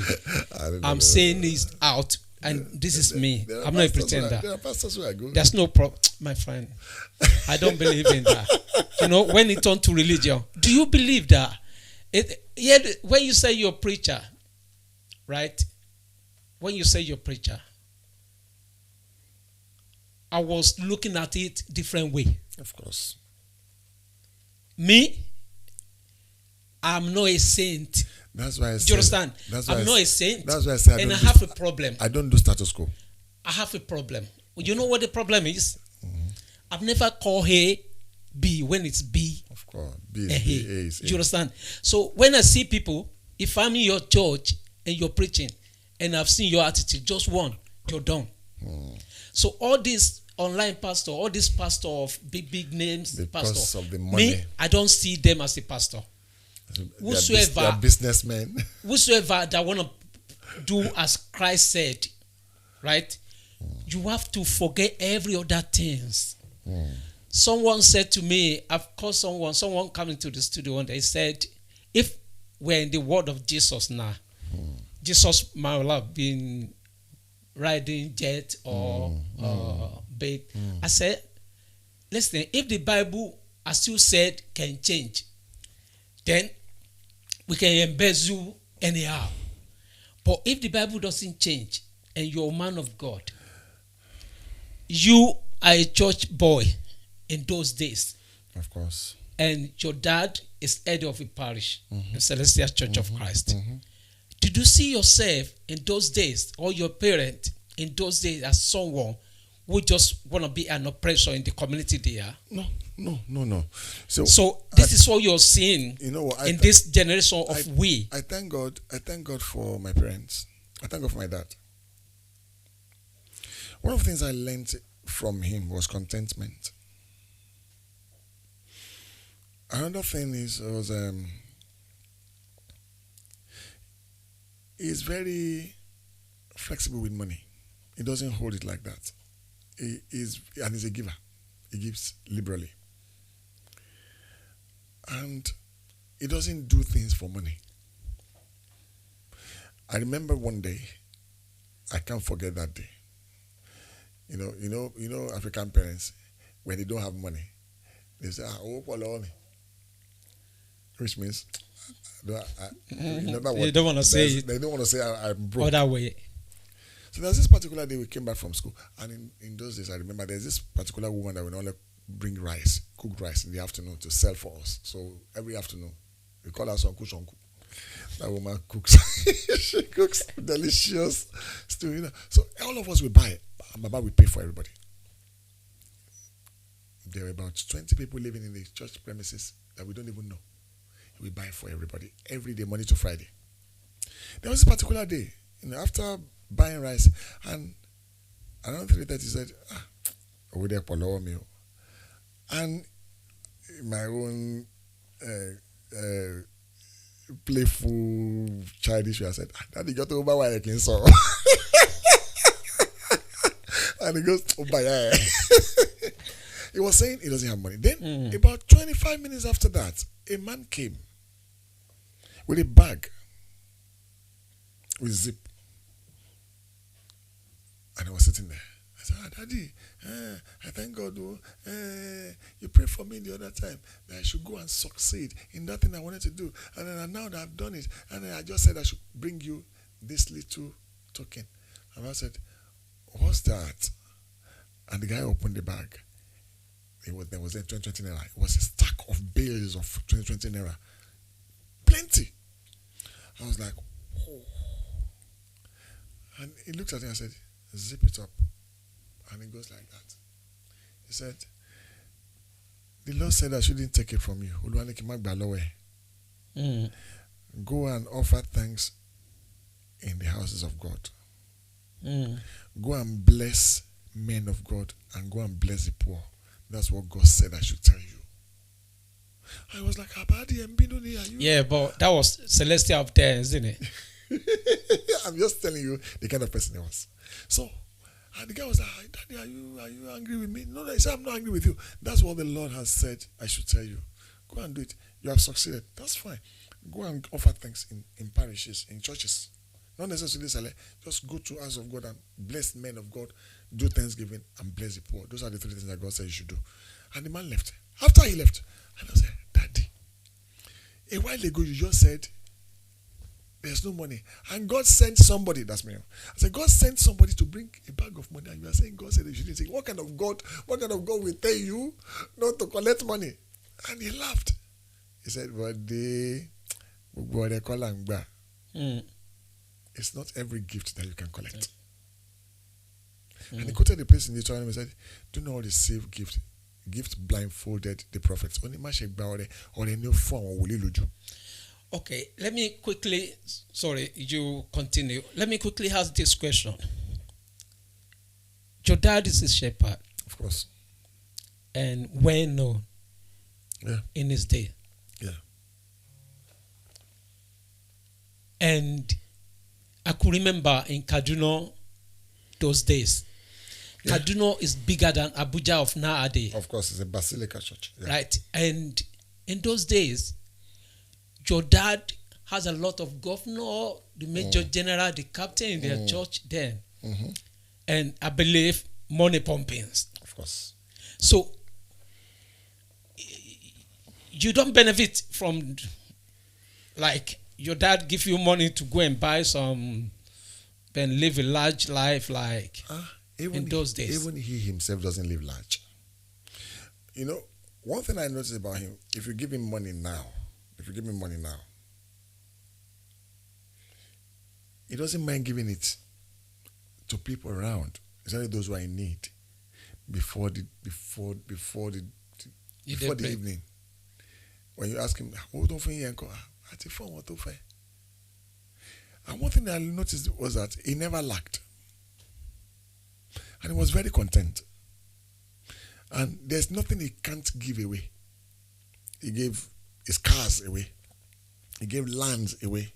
He gave money away. So he doesn't hold on to anything. He never had anything. So at that time, that is because... So, and he will always ensure that you go to school and you are never hungry. Building legacy for you. there is no day we ever lack school fees. When he said, Daddy, that when you go to him on Friday, Daddy has school fees, he said, when do you need it? That's what he said. When do you need it? I said, Monday. He go, Oluwakwesi. By Monday morning, that money will be on the table waiting for you. So, he will always make sure that you have good education and you are never hungry. Baba doesn't buy Christmas clothes for anybody. So within people of then and with the little experience I had with him and as a child for him. So basically what you're saying now is your dad is a man of God, no a man of God. He was a man of God. I would say he was Great. a man of God. Now, let's now attach, this is where I'm going now. Let's attach that. And compare. I don't want to compare. Don't crucify me. I don't want to use what compare. Because you're here, forget about you. Okay. I know your dad. Of course. Right? I know him and is someone that love to call hey. And very active. So forget about all this story. Now let's talk about the community you're into now. Right? The community. Because on my own side, I'm not your family. We don't relate at all. But I can count people who benefited from your dad. Forget about the people. When your dad got to come to Lagos, right? We can count a lot of house that built. When I say house, a family that he rebuilt the family that have already parted. We can count a lot right then. I call it legacy. So those are the people that you can see in those days that they are doing something great. Now let's put it into what we're experiencing now in life, me and you, as a preacher and as an artist. We're getting closer to their age now. Because if they were at this age when they are doing such, maybe we wouldn't have got that spirit of doing it. Maybe according to what you said, that is a grace. You know, the younger one of nowadays and up to our generations, do you think the grace can still work? Grace works for those who are diligent. Grace works for those who ask for it. Grace works for those who understands it. So you believe the grace can still work? Grace can still work if allowed to work. You see, one of the things that makes ministerial positions, one of the things that makes it effective. Now you're talking as a gospel artist now, yeah? I'm talking like a Christian. Like a Christian. Okay. The success of any man of God, any so-called man of God, lies in one, being called by God. You will be successful if God has called you. 2, you'll be successful if you listen to that God who has called you. And as I said earlier, your success will be about what glorifies God, not what you're able to acquire. There are men of God that started very rough, very poor. And because of their diligence, because of their dedication, God decided to reward them. One of them is maybe by financial breakthrough, which I believe anyway. But a pastor who started yesterday, or a shepherd who started yesterday, will be looking up to a pastor who has now succeeded. They didn't know what he has been through. They didn't know what he has gone through. They want to be as big as him. It's not going to happen. It doesn't happen overnight. So that's why I said, if you are called by God, you will have a source. That's your source. These days, I can say categorically, my brother, 70 to 80% of those who are running churches have not been called by God. But you don't know, because my brother, if they say God called them, there's one thing. Were you there? There's one thing for you to say God calls you. It's another thing for you for that thing to be verified that it is true that God has called you. We shall go on a short break and we'll be right back. See you soon on Bigrich Media House. Who is in the house? Thank you.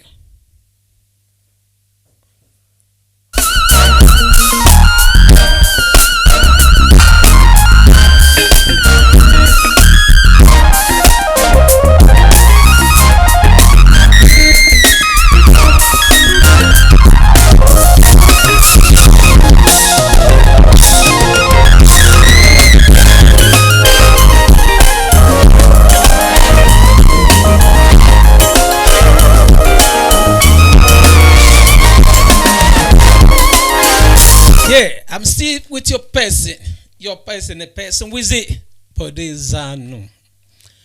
Let's go. Yeah, we're talking about grace in this industry and how can someone build their future, especially the younger one. In a short word, what do you think the younger one can do, or how can they manage their life to do things on time according to what you say, grace? Let's go. I think they need to have the proper orientation. Especially those who are trying to go into gospel music, because majority of those who are going to music now are going there for the fame and money. They are singing for acceptance.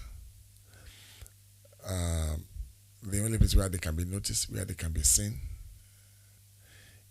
And that does not bring relevance. And two, if we are claiming to play the music of God and you do not know that God, it limits you already. I know people today who claim to be gospel musicians, but they don't even know what gospel is. They don't even know that God. So they're only there because of the fame and the money. I'm not condemning, but that's just the reality of how it is. So but mostly the music of nowadays is about money anyway. Well, for those who think about it like that. And fame. You see, that's why I said there's a difference between secularity and spirituality. Those who are playing gospel is supposed to be spiritual. That does not mean they won't make money. But money should not be the basis for which they are doing what they're doing. In the secular circle, what is being done is done for money and fame. But in the gospel setting, what you are doing is for the glory of God. You see, one musician prayed, he said, God, I will keep praising and propagating you. You propagate me. I like that prayer. He said, I will tell the whole world about you. God, please tell the whole world about me. About me. And can you imagine God announcing you? It's bigger than what you can ever imagine. So when you put God first, it will take you to where your effort cannot take you. That's grace. So, but you have to understand that God is able to do it for you beyond what your effort can do. So reliance on Him brings success. And it's not a rush thing. You have to learn patience. 2, when you are going into music, don't be average. Learn it. Know it. Don't be a copycat. A lot of people are just trying to build on what somebody has done, and they call it music. No. What if those people don't do it? I always say this. People with creativity will always have an identity. And they will always last longer. Look at Tope Alabi. Has an identity. That's how she sings. Even when Bode sing, people will say, this is Bode singing. Listen. You just know them by what they do. So if Tope did not sing Oluwa, Toby, won't we sing? Of course we will sing. So what are you creating? Even if it's your 4 lines, let it be yours. That's where identity is. Not building on what somebody has done. What is very common now is you take a song from here, and you put some alujo behind it, and you put it online, and you think you're an artist. You are not. You're just an impostor. If it's in a country where there's law, they should be sued for copyright. Mm-hmm. But that's, Sonny will always say something. Baba Sonny Ade, he will say, when you are playing and people are hailing you, you will know that you are not good. Yeah, I could remember something happened to one of my album, and after we've done with that record, Tosin Ogunbamelu was the one that produced it. Oh. There was a track there, that track, and I was thinking I have to go and do copyright on it. So, and I went away and I do it, and he said, I make sure you do this, Brajiri, make sure you do this, and it will be benefit. I didn't tell him. I did it, and 2017, I didn't know, someone from China or something, right? They have it, and because of anyway, to cut the long story, I received the check of £450 for the conversion of the money that they charge the person that used that song. So, and I was saying that I put it down. When I sing, it's only when I sing my brother's song that people will say, this is Banji that are singing. But on my own, when I sing, if you match it with Banji, that's an error. So it's different. Creativity is very, very essential. Let me give you one story. You know the song Shilekun Ayomi, Baba Shilekun Ayomi. Who sang it? I can't remember. Okosun used it as one of his songs in his album. But do you know the song actually belonged to Telemi, Shimi Oshikoya? Tell me how to sue Ivory Music. Oh, okay. And Okosun was saying we are the same Christian brother, we shouldn't be going to court. And he said the same Christian brother should not be stealing from each other. Because in a circle like Nigeria, copyright law is not that firm. It's not enforced. They don't enforce it. We bring familiarity into business. As I said before, there's music as playing music and there's music as a business. And in that business perspective, there are laws that guide it. You don't take something that belongs. You don't know what it takes to write a song and put it out there, So, but because the law is not that firm in the Nigerian circle, so anybody can just take your idea and make money from it. Yeah, that makes sense anyway. And think nothing happens. And because nothing will happen. And how can you take people's song and put it together and say you are releasing an album? That's not an album. You're a thief. You're a thief. You're stealing. But because nobody questions them, they feel it's fine. Sonny will always say, if you are playing and people are hailing you, you won't know that you are not good. You will think you are good. So the so-called musicians today are not really good. And because they have acceptance, they have followership, they think. During this COVID, do you know how many impromptu musicians rose up? Yeah, a lot. All in the name of singing common songs. I don't have anything against them. But what I'm saying is, if you want to be a musician, be creative. That's where the beauty is. So for those who are coming, I will advise them that don't put money first. Be good at what you do. 2, be creative. Don't do it for acceptance.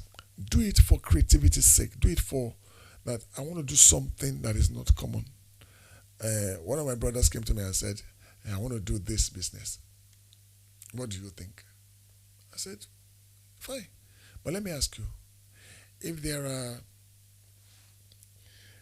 are 200 people selling this product, 200 people selling this product, and you are coming in as 201 to sell the same product, why should people leave the 200 and come to you? What should be different about? So what should be different about your own and the rest 200? So if there's no difference between that one you are doing and the other 200, there's no reason to come to you. But if you want to do what you want to do, make sure you are different. Make sure your creativity defines you.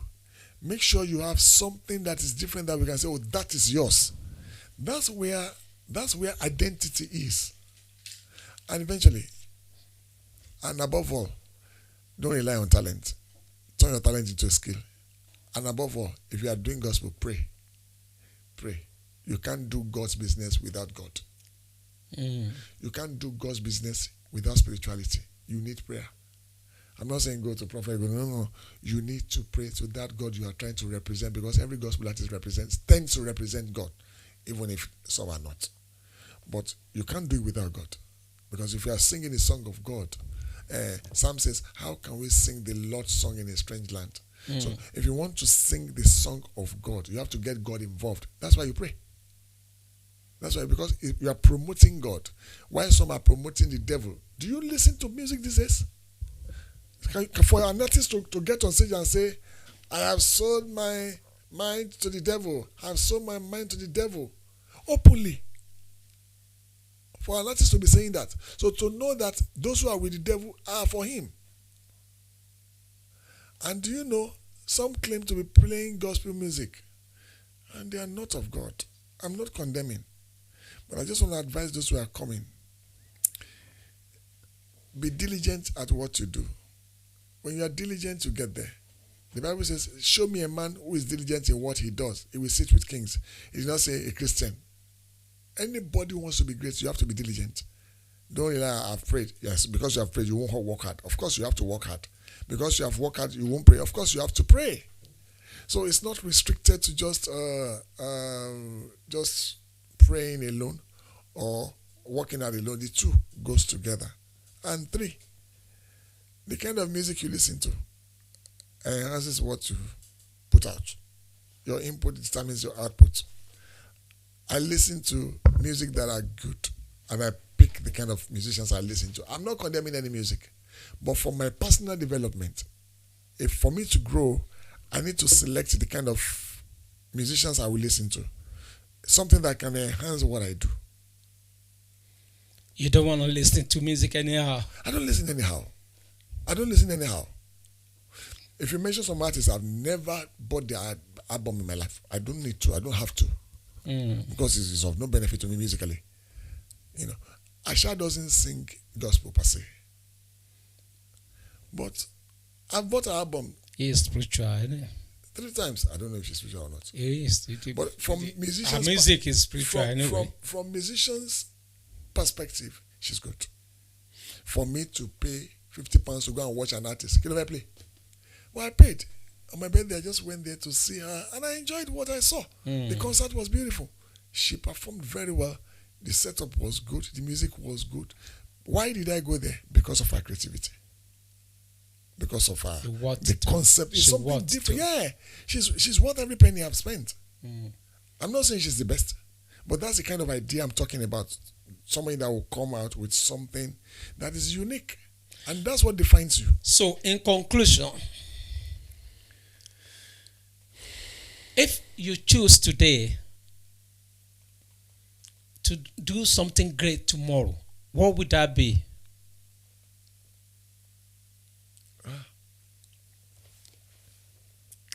I don't do something because of greatness. Okay, if you meant to make something happen tomorrow, what would that be? You know, one of the greatest things I like to do in life is to touch lives and show God to them. And you intend to one day become a pastor? It's not in my agenda. Or Olusho? The church will. I don't know. You know, I don't have it in my agenda. I don't have it in my plans. But the greatest things you can do in life as a human being, as a believer, is for people to say, thank God because of you. And for people to be saying, I thank God because of you. And 2, if you know God and you have tasted that it's good, tell others. If you have tasted Christ and you know that this Christ is good, let others know that your God is good. Your God is perfect. Your God is all in all. Your God is able. So showing God to other people is an achievement. propagating the gospel is an achievement. And two, whatever God has given to you, let it be a blessing. Let that thing be a blessing to whoever gets in touch with you. It's not just money. It's not just money. It might be influence. It might be one advantage that you have or whatever. Whatever it is that is a blessing in your life, be a blessing. I think that is the biggest achievement. Every other thing is subjective. To me, every other thing is subjective. If I wax an album today, or if I release an album today, and it says 100 million, I'm grateful to God. But that's not the ultimate. I want people to know God. I want people to know God through me. So tomorrow, Not necessarily be a pastor. No. I'll be a get up on your bed tomorrow and find out that you're something. What would that be? See, as long as we are alive, we keep learning until we die. So you love learning. I love learning. We keep learning. We keep living life in a way that pleases God.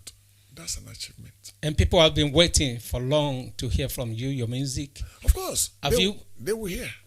They will hear. Thank God for... How soon would that be?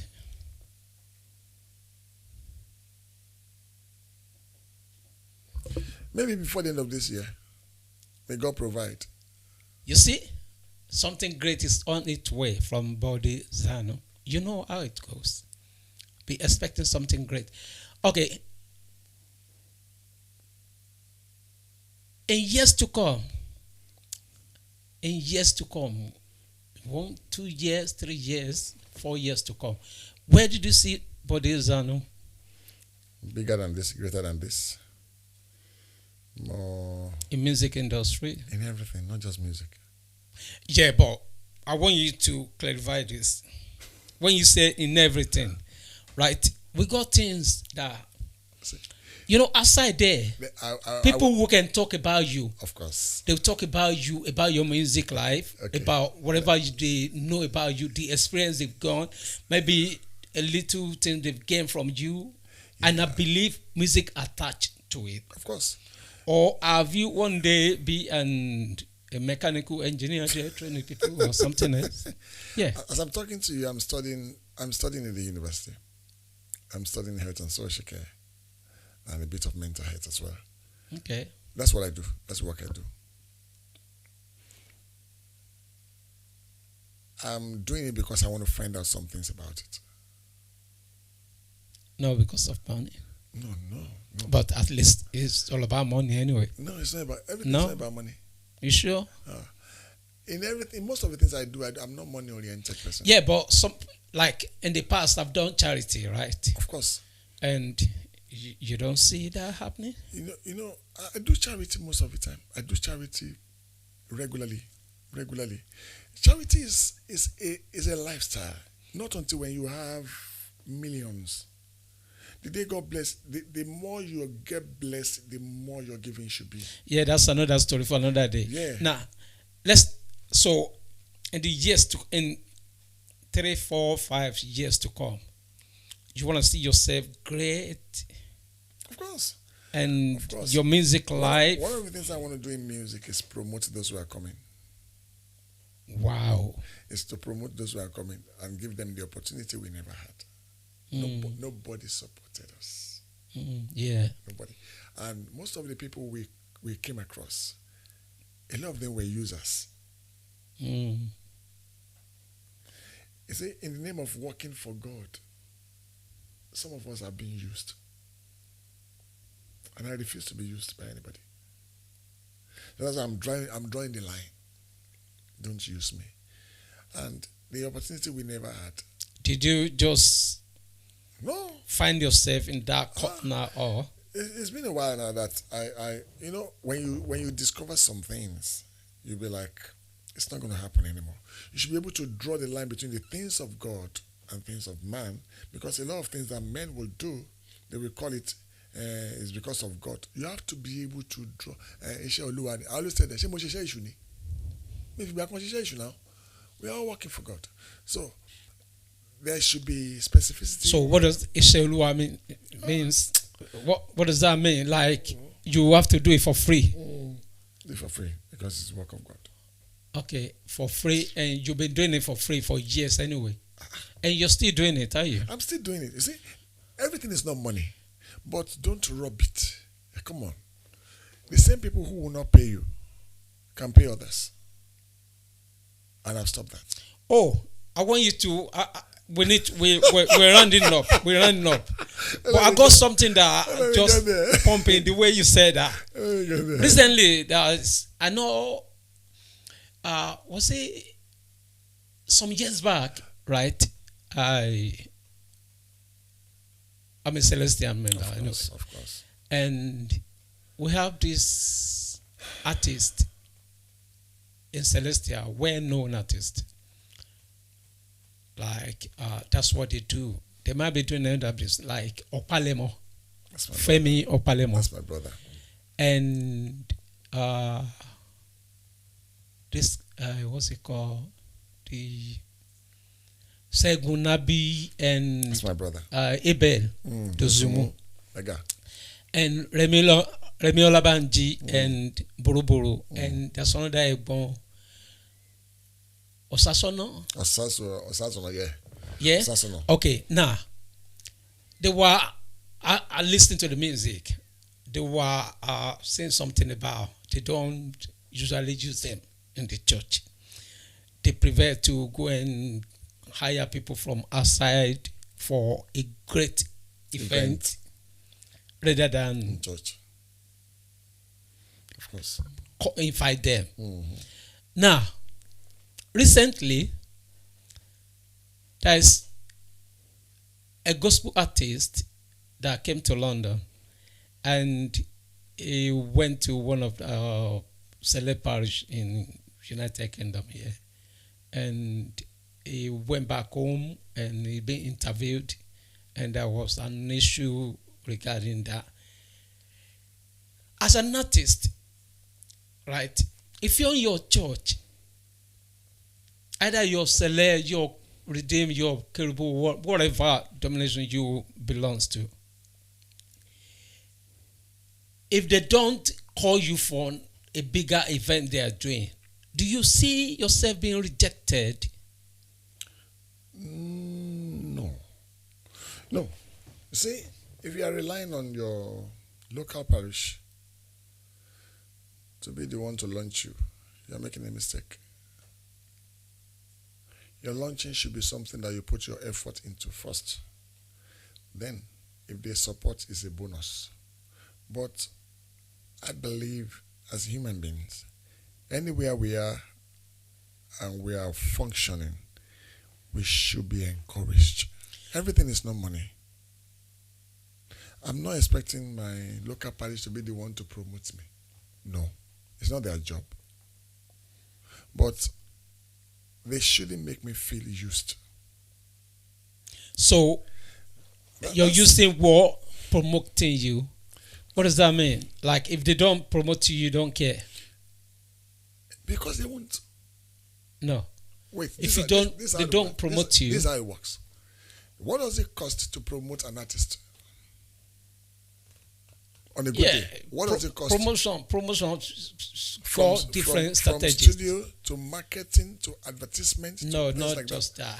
Okay. How many parishes will give money to the singer in their church that go and You watch just them? said that they don't have to pay you. They don't have to. They don't have to. And that's a way of promoting your music. They don't have to. You see, little things encourages people. That's it. But where you feel used and where you are being sidelined, where you are being tolerated, it makes you feel, what am I doing all this for? You are not doing it for them. That's where knowledge comes in. That's why it has to be you and your God and your destiny and your struggle. Okay, so, in short word, if you're going to put yourself into that category or into that, not category, sorry. I'm not even there. That category alone. Okay, let's take it this way. Okay, if today right, as great as you are today, right, and you are, we are in Africa anyway, Of course. right, and we go all these tumbalization that we usually go during the weekend, and you're expecting something like that to come, and if they just dash it out to someone else outside there, in which you don't feel rejected or neglected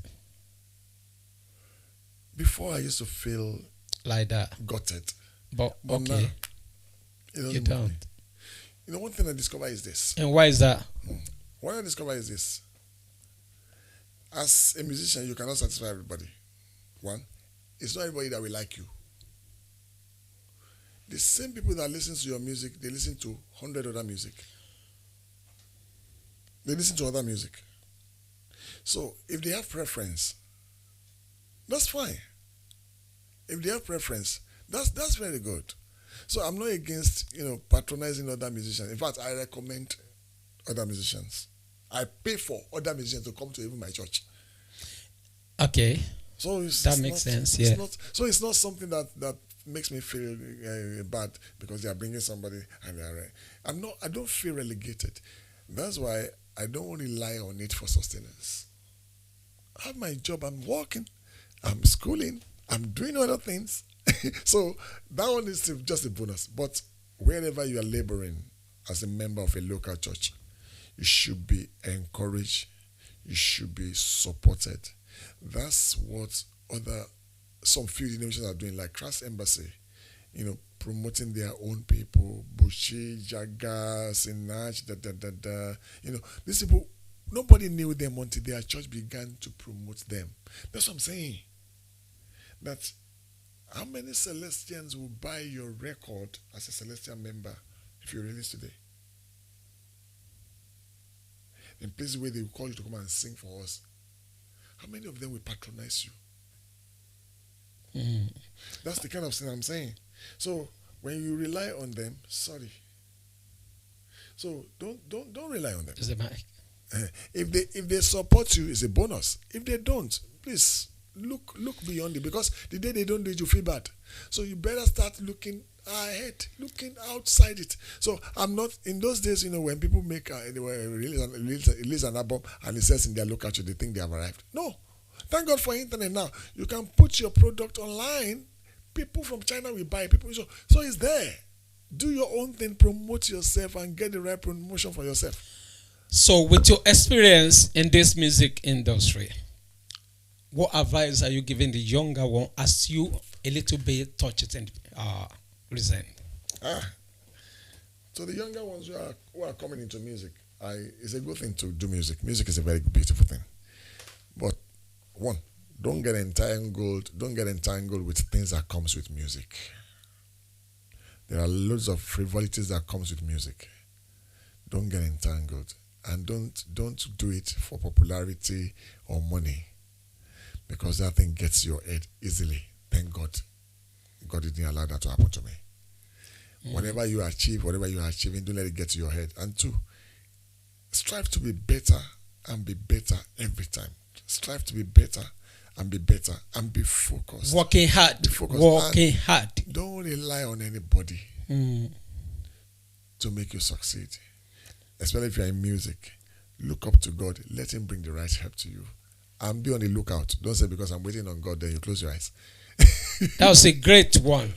So what have you got for what do you want your fans to be my brothers to be expecting from you? Fans. And yeah, by the grace of God, our album is on the way. We are working on it, and it's going to come out as soon as it's ready.